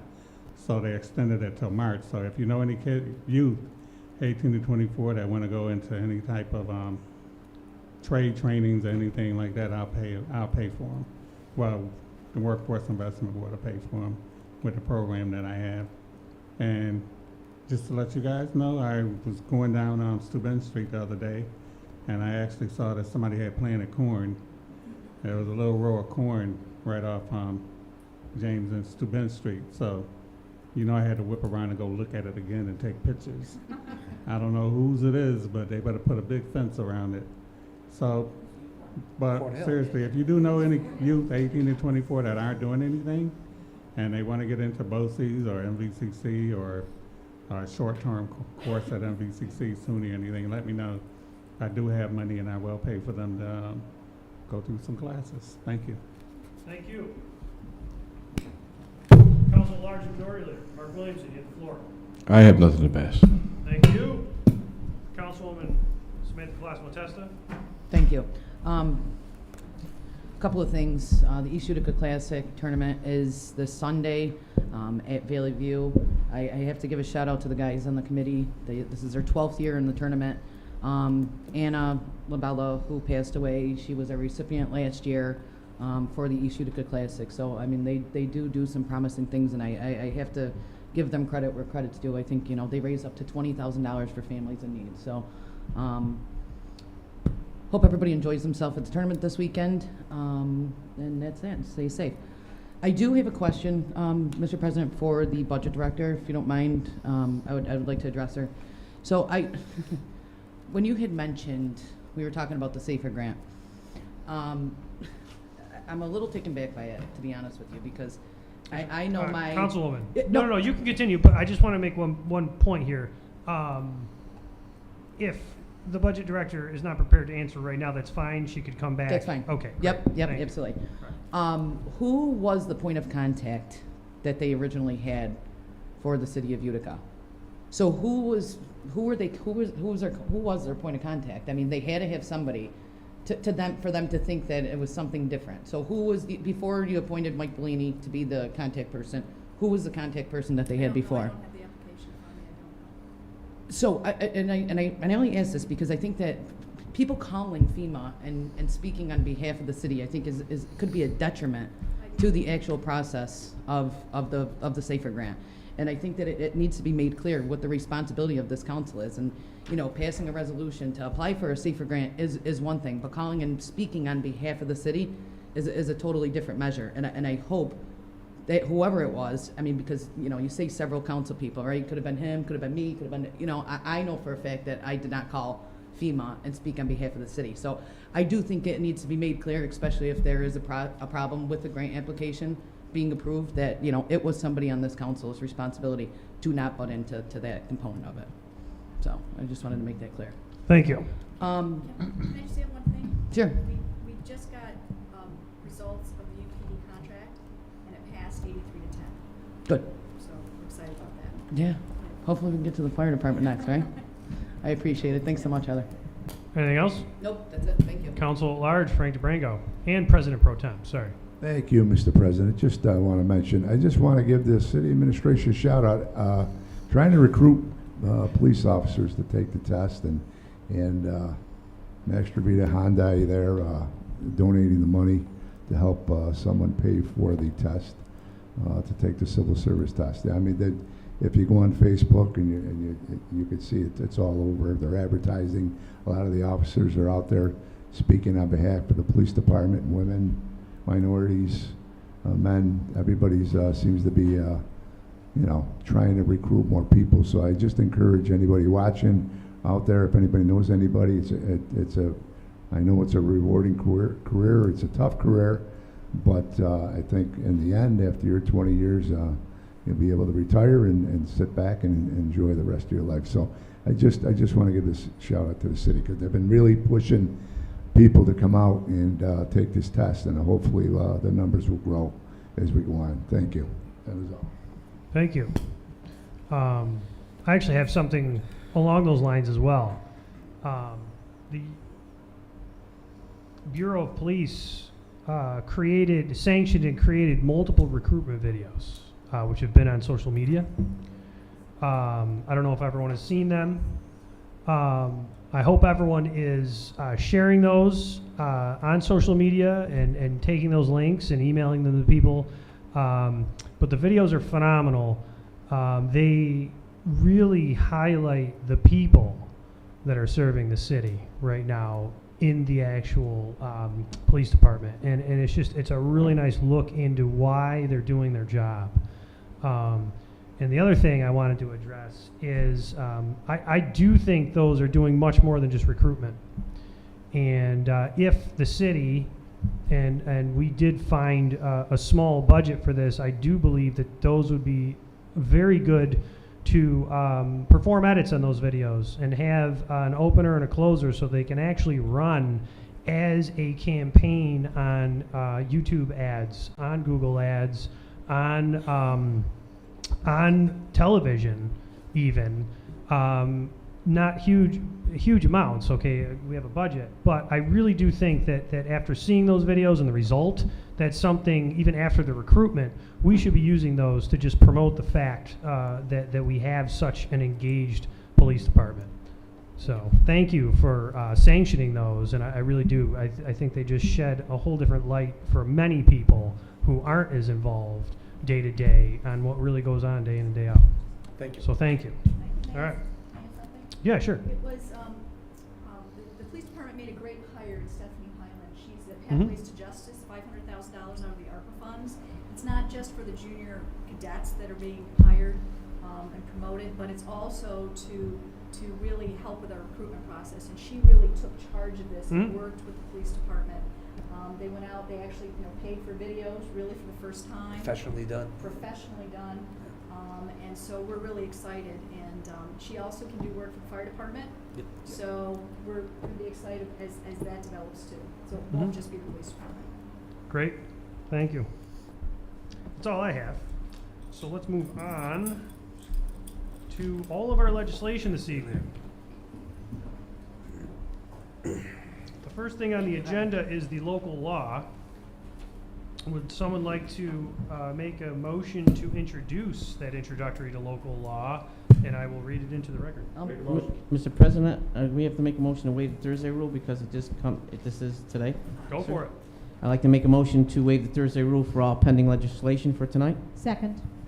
Any opposed to waiving the Thursday rule for all pending legislation this evening? Okay, we're all set. Would someone like to make a motion to introduce the... Make a motion. All right, we got a motion from Williamson. I'll second. We have a second from Council at Large Testa. Colosimo Testa, sorry. The other guy's not here anymore. You can use your last name freely. So... All right. Before we vote on the introduction of this local law and laying it on the table, of course, I will read it into the record. A local law to dispense with the residency requirement for police officers transferred from other jurisdictions. Presented and read on August 3rd, 2022. Adopted, well, this is the bill jacket material I'm reading. Adopted by the Common Council by a vote upon certificate of necessity for immediate passage from mayor, became a local law with the approval of mayor after a public hearing. Those things will be filled in, shall it pass, but this is actually just being laid on the table this evening. Be it enacted by the Common Council of the City of Utica, Section 1, that subdivision A of 2.045 of the City Charter of the City of Utica, entitled Residence Requirements for Officers and Employees, is hereby amended by adding thereto a new subsection to be known as subsection 2 to read as follows. 2. Notwithstanding the above, a police officer who is the subject of a transfer from another police agency located in the state of New York pursuant to civil service law and who had been employed by the police agency from which the transfer is made for at least 1 year may continue to reside outside the City of Utica after transfer. This exception will expire for appointments made after September 1st, 2032.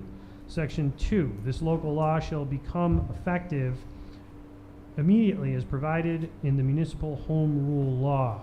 Now, there was a letter of necessity, so is the council introducing this and laying it on the table?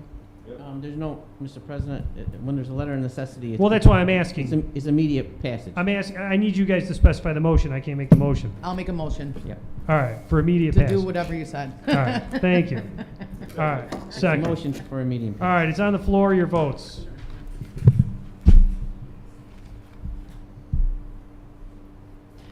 Eight yeas adopted. Thank you. And just for clarification, the council president cannot make motions. Sometimes I'm drawing them out of everyone, so that's Thank you. That's what I was looking for there. Thank you. Okay, moving on. Before I move on, we do have a huge packet this evening. I'd like to request that the council acknowledge that all legislation has been read in full as presented in the pre-meeting conference, so that I may summarize it as needed. Yes. Okay. Make a motion, second. Is anyone? I'll Okay. motion. All right. All right. Second. Any opposed to rampant summarization? All right. Thank you. All right. Then I'm going to go ahead. Proposed ordinance number 1. Does someone want to move this? All right. We have a motion from Miola. A second from Williamson. This is an ordinance amending off-street parking facilities. Be it ordained, Article 8 of Section 2-23 of the Utica City Code is hereby amended to read as follows. This is a piece of legislation that designates new parking fees throughout the monthly and per pay station fees as presented in Common Council pre-meeting conference. Be it further ordained that this ordinance shall take effect. When shall we have this take immediately? Yeah. All right. Everything immediate. All right. Your votes.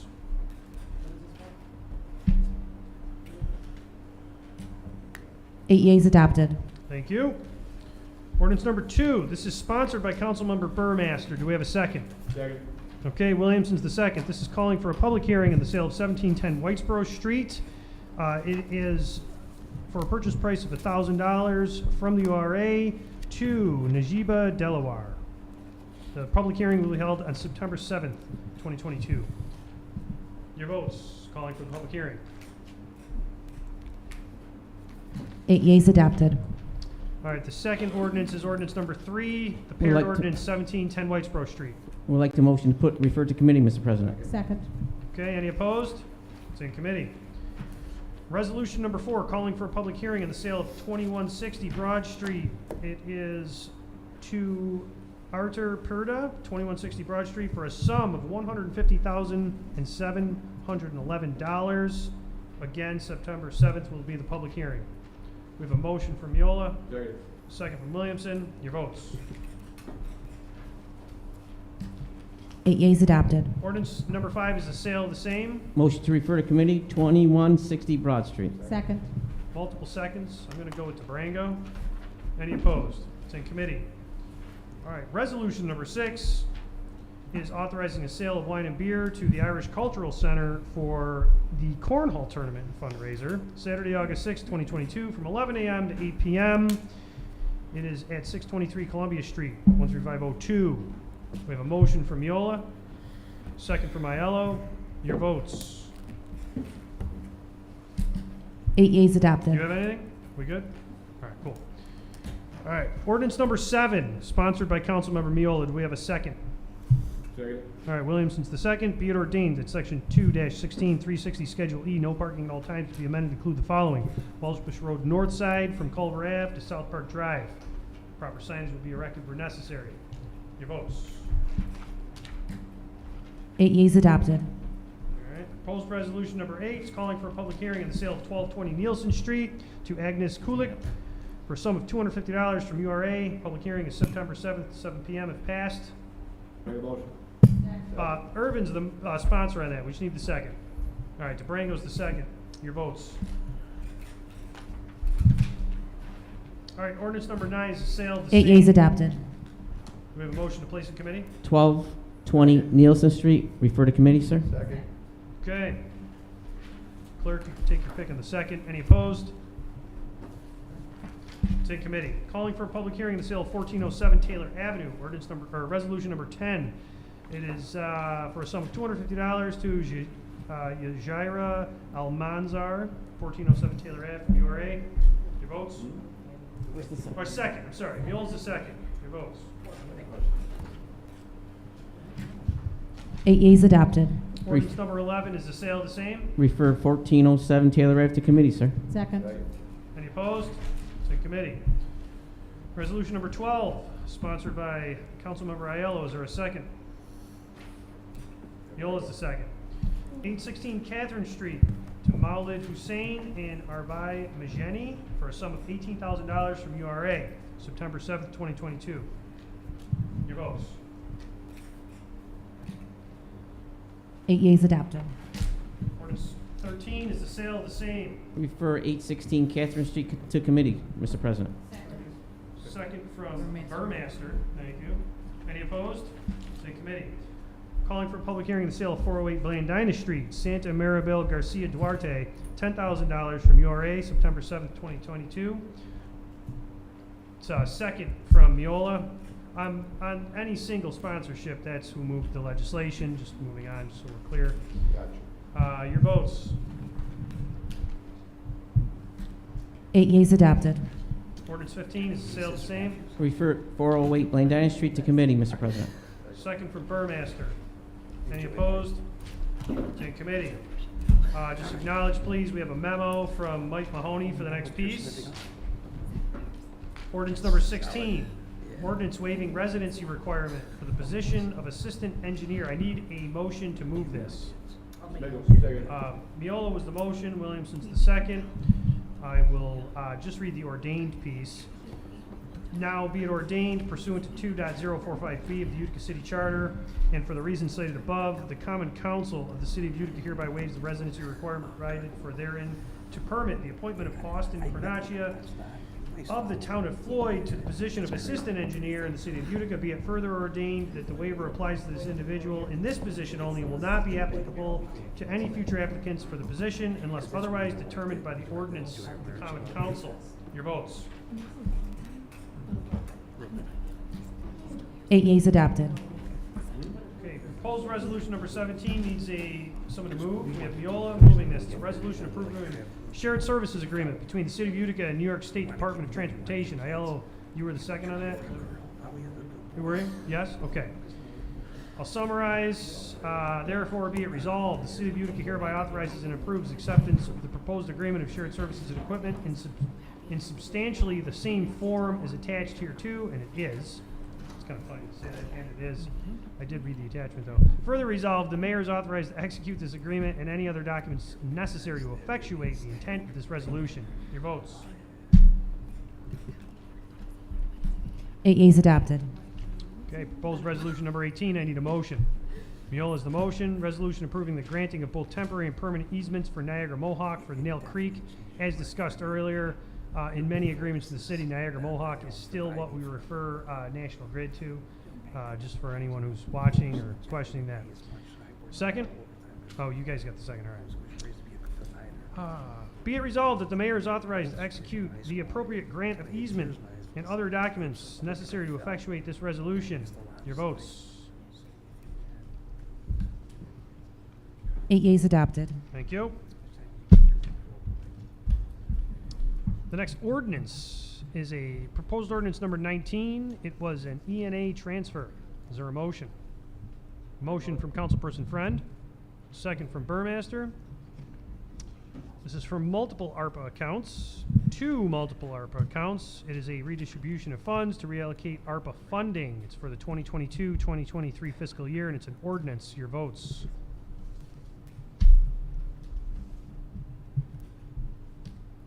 8 yeas adopted.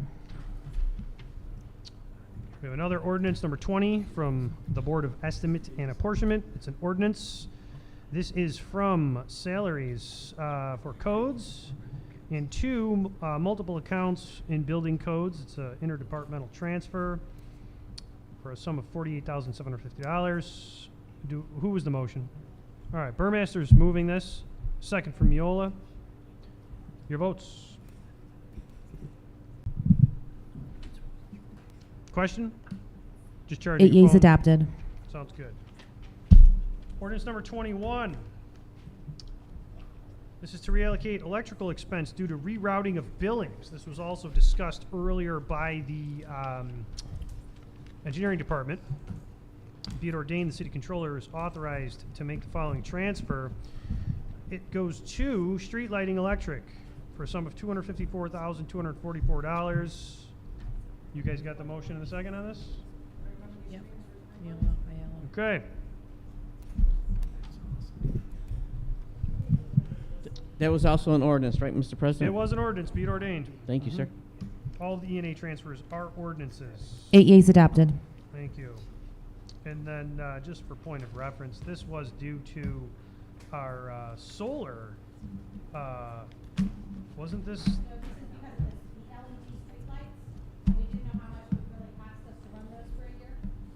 Okay, I think we do have another one because we have to move things around due to the solar rebates. That's coming.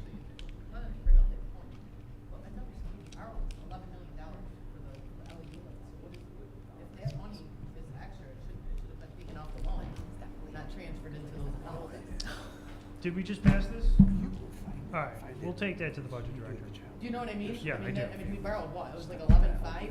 I mean, that should be money going back to that bond ordinance, not.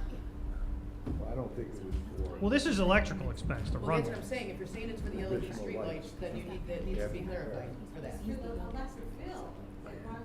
Yeah, it's for the powering of them. Right, but again, it's still 11.5, and that was supposed to be even part of those savings. I'm just saying, if that's money that's taken out, that should go back to the less than that loan amount that was borrowed. I mean, that was We'll all- go over with our budget director, Mr. President. Yes, at the we're time. moving on. Thank you. Sorry, this is a long one here. I gotta make sure I. We're on get to 22? Yep, proposed resolution number 22. Authorizing the sale of wine and beer to St. Anthony St. Agnes Church. Name of sponsor is St. Anthony St. Agnes Church. It's for the St. Cosmas and Damian Feast. Date of the event is Saturday, September 24th, 2022 from 5 p.m. to 9 p.m. If you'd like to visit me at the cheese booth, I will both be cutting and selling the cheese. Looking forward to it. Location of the event is 422 Tilden Ave. We have a motion from Miola, second from DeBran. Yeah, I'm going to go with Brenda there when she had her hand up. Your votes. 8 yeas adopted. Proposed Resolution 23, authorizing sale of wine and beer to St. Rosalie Society. Name of sponsor, St. Rosalie Society. Name of the event, St. Rosalie Feast. Date of the event, Saturday, August 27th, 6 p.m. to 10 p.m. Location of the event is St. Rosalie Chapel, 701 J Street. I vote for this if Michael's going to be in the red band and play again. All right, what is this? This is Saturday, August 27th. I think I actually might be playing that event. I know my dad is. Motion to move, Mr. President. All right. Can we go back to full sponsors on these? Anytime we authorize the sale of beer and wine or something like that. Yeah. we'll just- Yeah, I'll change it. You know what I mean? Yep, thank you. All right. Your votes. 8 yeas adopted. All right. This next piece is another ordinance from ENA, ordinance number 24. Do we have a motion? Motion from Miola, second from Burmaster. This is from sewers, capital outlay, and other supplies and materials for a sum of $65,000 going to sewers, judgments, and settlements to adjust for unexpected increases in settlements due to sewer damages. Your votes. 8 yeas adopted. All right. Proposed ordinance 25, sponsored by Aiello. Is there a second? Burmaster's the second. Be it ordained that unless otherwise indicated, this be rescinded to include the following: State Street, west side, from Cottage Place to William Street. Be it further ordained, the proper signage be erected where necessary. Your votes. 8 yeas adopted. Ordinance 26, sponsored by Aiello. Second from Miola. Be it ordained that section 216-360 Schedule E, no parking at all times, be rescinded. State Street, west side, between Henry and William Streets. Be it further ordained the signage will be erected where necessary, or torn down, one or the other. Your votes?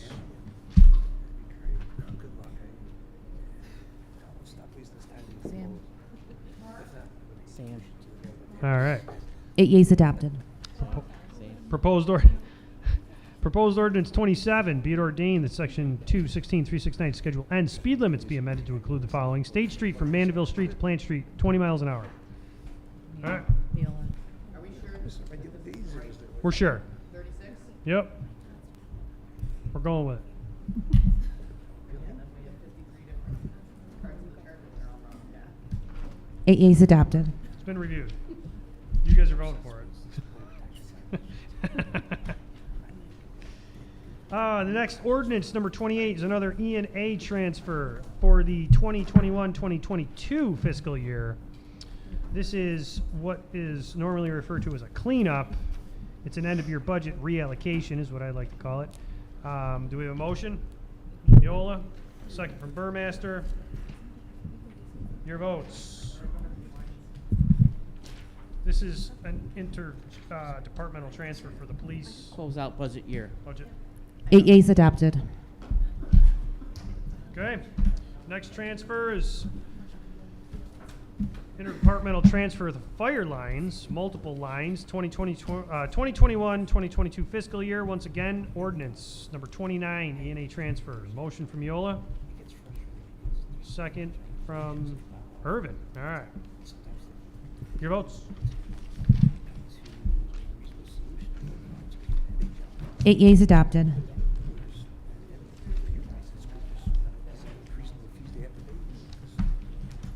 We're getting there. Oh. That's all right. Acknowledge that we have multiple addendums for this one. The ordinance.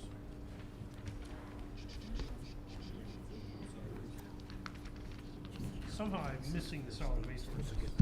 Thank you. Ordinance number proposed resolution number 30.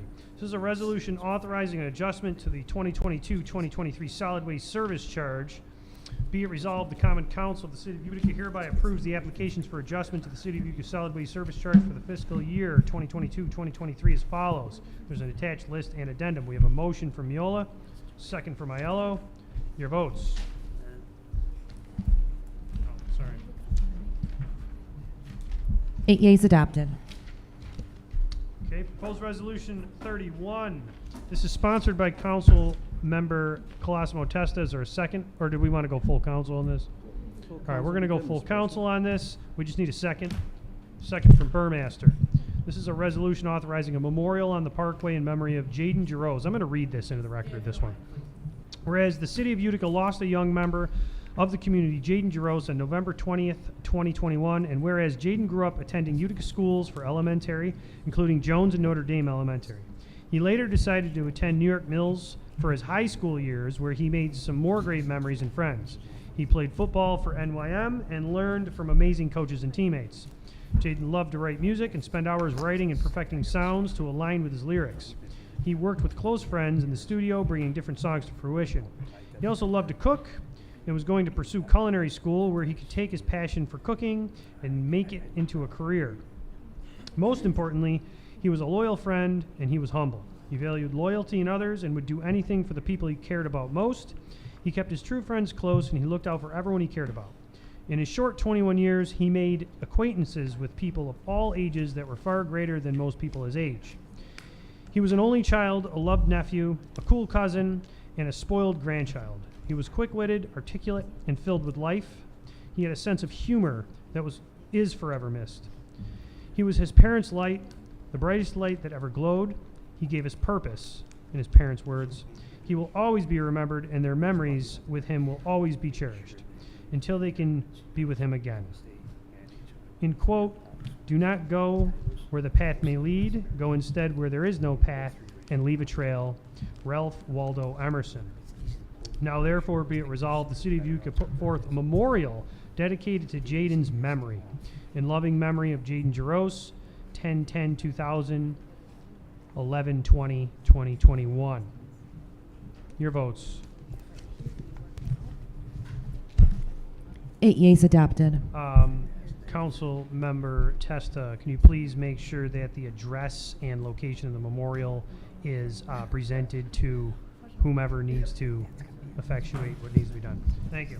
All right. We have to remove something from committee. That was the last piece this evening, unless anyone else has anything. Yeah. Yep, there's 3 pieces, Mr. President, discontinuous from committee of the whole for Carton Ave, Cornelia, and Lafayette, sir. Could we please present them and vote on them? Yes, we can. Grab my packet, which is down here. Okay, we got to pull them out individually. So is there a motion to pull proposed ordinance number 2, dated 6/15/2022, discontinuance of Carton Ave? Thank you. We have a second. It's on the floor for a vote. Let me just make sure I have the ordinance in front of me. Carton, there it is. Okay, and interestingly enough, what's today's date? The 20th is August 3rd? Okay. We have to pause for a moment. These were sitting in committee for a while. Yeah, but we called for a public hearing on today's date, correct? Yes. Yes. Okay. It was at the last meeting. It was at the last meeting? Yes. Then why does it say August 3rd? Because today's August 3rd. Oh, we called. I thought you meant, all right. So here's what we're going to do. No one came to speak on behalf of any properties this evening. Correct. Is there a motion to reopen the public hearing for the purpose of discussion on the following properties? So moved. Okay. Second from DeBrango. All right, the public hearing is now open again. The clerks, can you please confirm it was adequately advertised in the papers? Yes, it was by Urban. Okay, thank you very much. No one signed up to speak on behalf of these following properties. The public hearing on these are now closed. Okay? Corporation Counsel, Judge Garamone, is that sufficient? Okay, thank you. All right, ordinance number 2, Carton Ave. Where's my... Well, you hang it, hold it. Oh. Yeah, got I'm two gonna more, read go the on. name at least. Ordinance providing for the discontinuance of Carton Avenue from Lafayette Street to State Street and the conveyance of the same. Your votes. 8 yeas adopted. Okay. Proposed ordinance number 4, motion to pull from committee. Okay, dated 6/15/2022, ordinance providing for the discontinuance of Cornelia Street from Lafayette Street to Oriskany Street and the sale of the same. Your votes. They got the second. Yeah, no one opposed pulling it from committee. 8 yeas adopted. Thank you. Proposed ordinance number 6, ordinance providing for discontinuance of Lafayette Street from Broadway to State Street and the sale of the same. Motion from Miola. Second from DeBrango. No one's opposed to pulling that from committee. It's on the floor for a vote.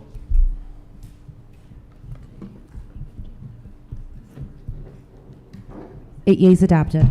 Any other business? Mr. President, I'd like to make a motion to adjourn, please. That makes 2 of us. Thank you. Excellent meeting. Not bad. 8:15. Well done, Mr. President, well done.